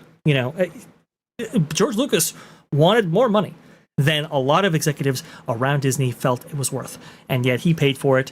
And it could have been a fantastic franchise. It just wasn't handled in the right way. Maybe they knew Bob was going to tank it because KK was going to run it. Yeah, well, I think we just went over, Tom, very interestingly about the fallout of Christopher Miller and Phil Lord and Chris Miller as associated with Project Hail Mary recently, right? Remember, they were directors for Solo, and Kathleen Kennedy ran them out on a rail. And when we were bringing that up, we talked about how mismanaged Star Wars was and how it had no chance. And in that discussion, we talked about how Bob Iger conferred with Kathleen Kennedy to figure out the direction for Star Wars Galaxy's Edge. Kathleen Kennedy being very strong in her opinion that, we have a greater future ahead than behind. So we should focus on the new trilogy and the new stuff, right? That was disastrous. And I'm sorry, Bob Iger's right there because he was the one to ultimately say, we're going in this direction rather than this direction, based on what Kathleen Kennedy wanted. No good. No question. All that stuff being said, though, the highs were pretty high. And one of the reasons why Josh D'Amaro still has a company that he can run is because of Iger's presence there and the decisions that he made. However, the reason why the Disney company is in bad straits at the moment is also because of Iger as well. If we had waited for years to give him a legend ceremony, I don't think anybody would be batting eyes. The fact that they did it right when he retired, too soon, no good. Can't support this. No, absolutely not. I cannot say on your stream what I want to say because it'd be disrespectful to both you and MJ. So I will kindly refrain from my current out of heck with it. What phrase? Bob, what were you thinking? Disney, what were you thinking? Bob, what were you thinking? Yeah. What tears in his And right there, George, go back in time. Pull out a saber, chop off his hand, say no. Yes, exactly right. I think this is appropriate to play right here. Let me see if I can find it in time for the joke. No, I can't find it. Oh, do I have it still? I may have gotten rid of it right there. Well, we can play this. I am altering the deal. Pray I don't alter it any further. That's something That's awesome. that Bob Iger was a part of. I had my chosen one here, and I just do not have it right now. I don't know why. Your button problem. You were the chosen one. Yeah, you were the chosen one until you ruined it. Go ahead, Tom. Okay. I think our good friend OG Dutchie makes a really good point. I had to bring this up. Yes. Vash Sky ParkCast. It takes a special type of person to destroy a legacy and childhood memories. That is why Bob is a legend, not for the greater good. Mm. He is the only person that I know of who branded a building, like named a building after him while he was still the CEO. Like, that's just not something that's done. Usually, to honor previous executives, that's when you name the building after they've retired or maybe have, expired. I think in the way of like Roy Disney, for example, right? The Roy O. Disney building that was dedicated to him after he had passed away. Very appropriate, very sound. To label something like the Bob Iger building out there in New York, the ABC building now, while you're still working there, come on, that's like ego trip to the max for sure. And while you're still under contract technically with Disney, you're gonna recognize with a Legends award when your predecessor hadn't. I'm sorry that this is frustrating. This is absolutely frustrating. He likely deserves a Legends award, but it should be like the NFL, right? You retire, you wait a few years, then you're actually inducted into the Hall of Fame after a vote. In this case, no vote will actually take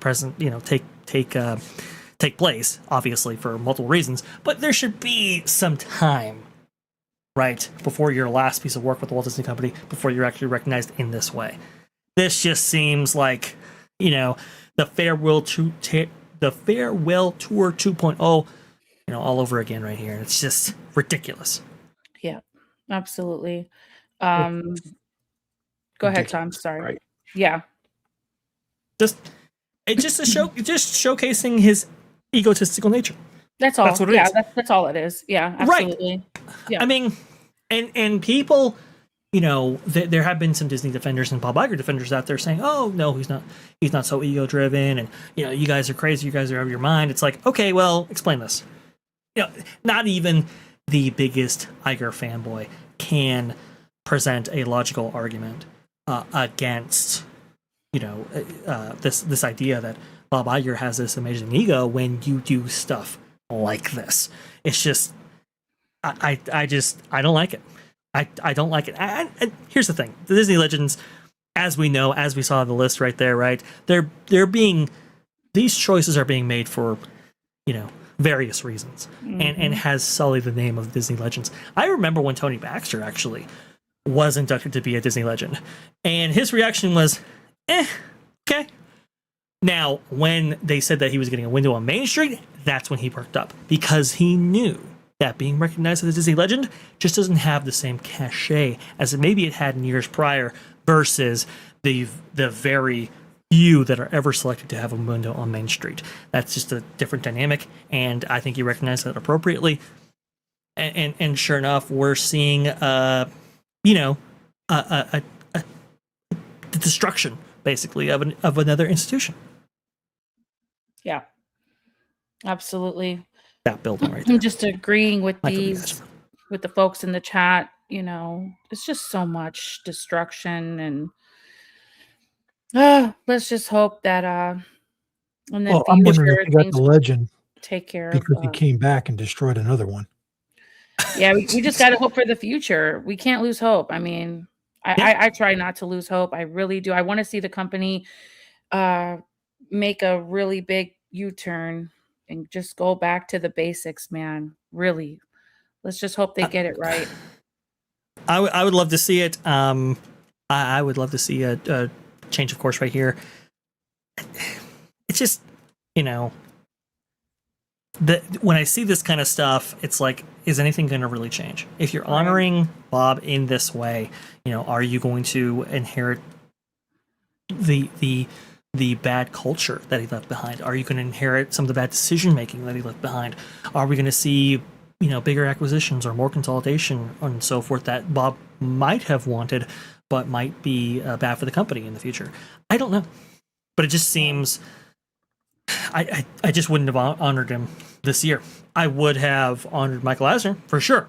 This year, I think would have been most appropriate, especially after giving those amazing interviews right there that didn't badmouth the company, didn't make the company look bad, I don't think, but really showcased why he was so important. So, not good. I don't like that, but say la vie. That's where we're going for this. We're going to honor Bob Iger as a Disney legend before Michael Eisner, and on the year that he is leaving. I have a question. Ridiculous. Go ahead. Can they make a bathroom in Bob's name so everybody can just go have fun? I think that's a beautiful dedication. I think that's there you go. Urinal. There you go. Like a royal throne. The Eigner. Yeah. That's going to be the real ride of a lifetime for sure. See what I did? Yeah. James All Day TV. Vash Sky ParkCast. What about actual Disney legends like Michael Eisner, Jeffrey Katzenberg, Tim Burton, James Baskett, and Bobby Driscoll? Yeah, I would like, especially Jeffrey Katzenberg for sure, Tim Burton, absolutely no question, James Baskett, Bobby Driscoll. Yeah, obviously we should recognize those individuals. Unfortunately, the company today, they're not going to. There is drama associated within the upper echelons as it relates to those fine folks right there. Maybe Tim Burton was already recognized. I want to say he wasn't he? Wasn't he a Disney legend already? Maybe. Oh, that's a good question. I'm not sure. Let me see here. How often do those awards? This is not an annual award. This is like every 10. I need to know. Oh yeah, no, he is not a Disney legend, I guess. Yeah, that's a real shame. Yeah, that's no good. No, don't like that. No, Tim Burton should absolutely be a Disney legend. He was a Disney animator back in the day. I don't know if a lot of people know that, but he was part of that upcoming Disney Renaissance animated team before the Renaissance was the Renaissance. So very, very interesting for sure. But yeah, so this is every 2 years. Okay, it used to be an annual thing, and then since 2009, it's been every 2 years. Okay, so it's every 2 years. Okay, it's every 2 years. Okay. Basically with the cadence of D23 Expo or Disney, D23 The Ultimate Fan Event, because they're held there. I was very privileged to be part of the what is it? I think I was either the 2011 or 2013 year when they inducted the Disney princesses. And it was really, really cool seeing all of the people associated with the Disney Renaissance. Like I was sitting right behind them, so literally I'm looking at John Musker and Ron Clements as they kind of have some discussion amongst them while they're sitting next to each other. I was right behind them. It was really, really pretty cool. Wow, that's really Met really Alice neat. Davis and Tony Baxter and Richard Sherman. It's just so cool to be there for that. So that was really awesome. But Bob Iger, no, don't like this at all. And the door can't hit you on the way out fast enough. Sorry. All right, I don't want any violence, but if it could just, could just kind of hit his shoe right there, maybe scuff his shoe, I'll take that right there because that's no good. I'm thinking to flip flop to the back of his head.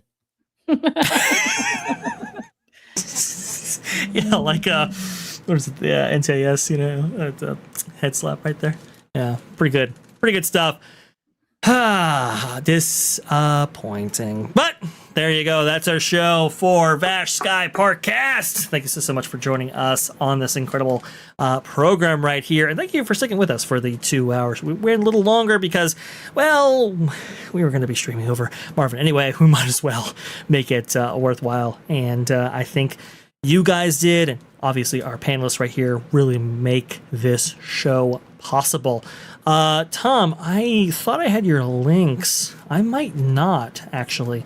But please go ahead and tell the fine people at home where they can actually find you on this big beautiful web.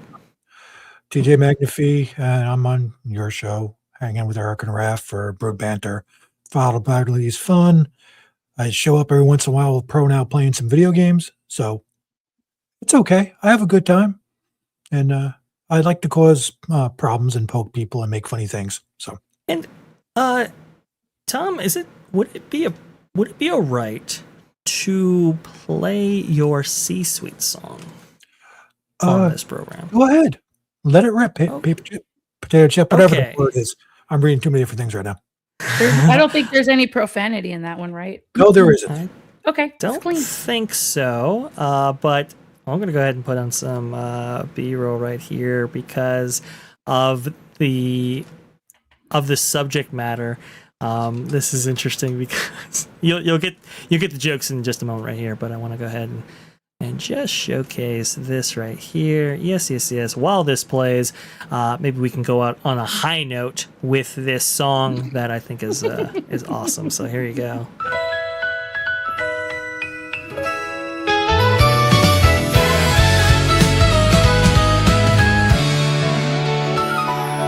Quarters red, ticker bleeding on the screen.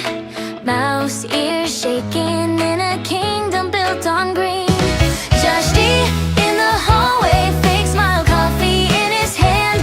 But the numbers keep laughing like they're part of the plan. Disney stock is down, down, down.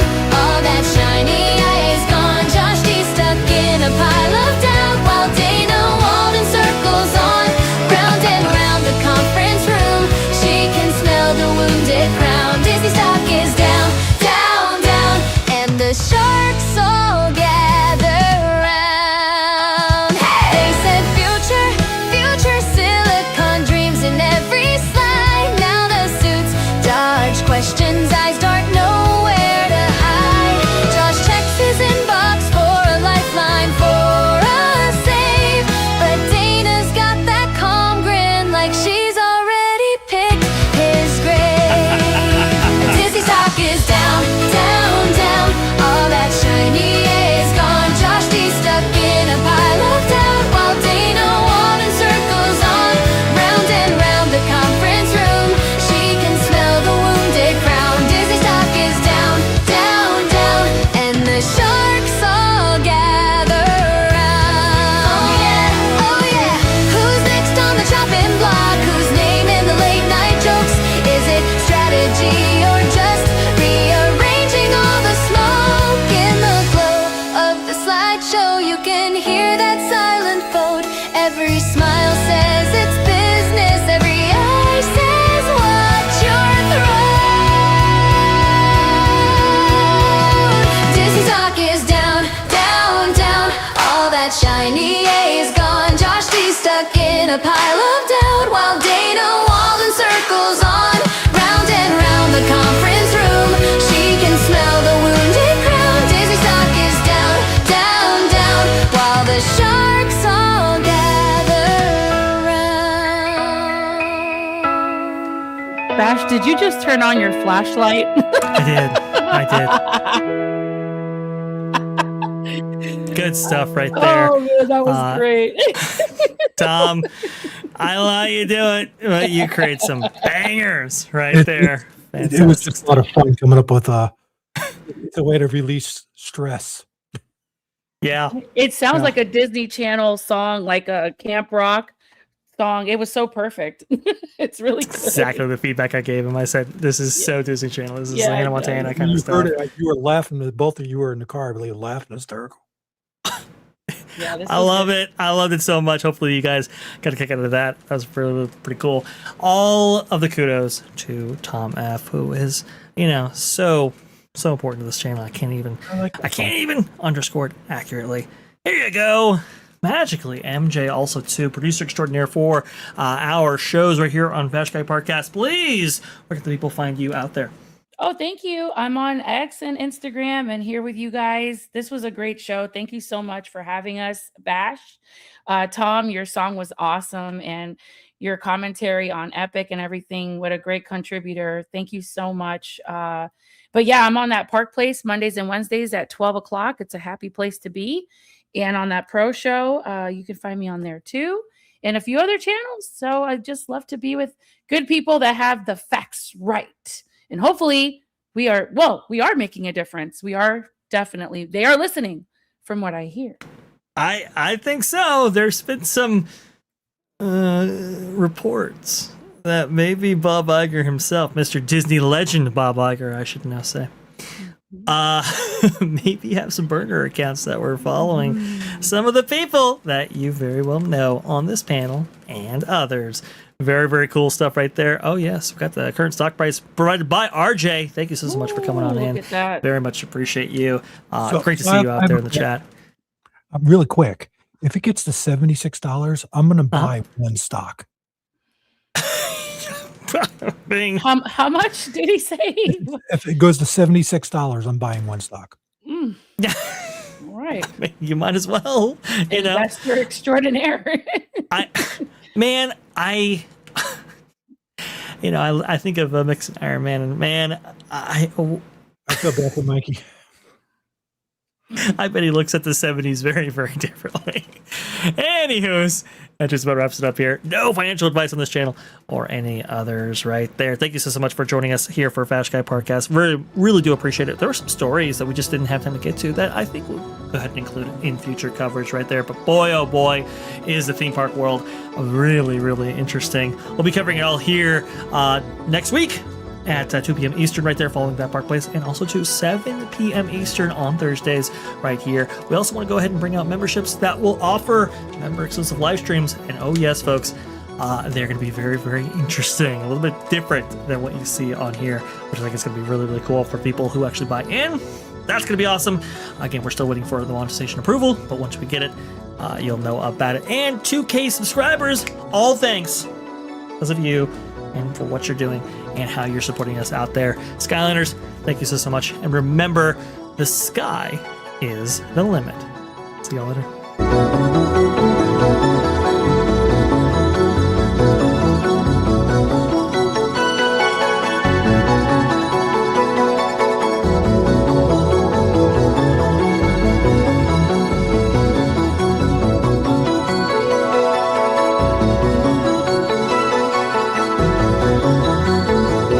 Make sure you stick around.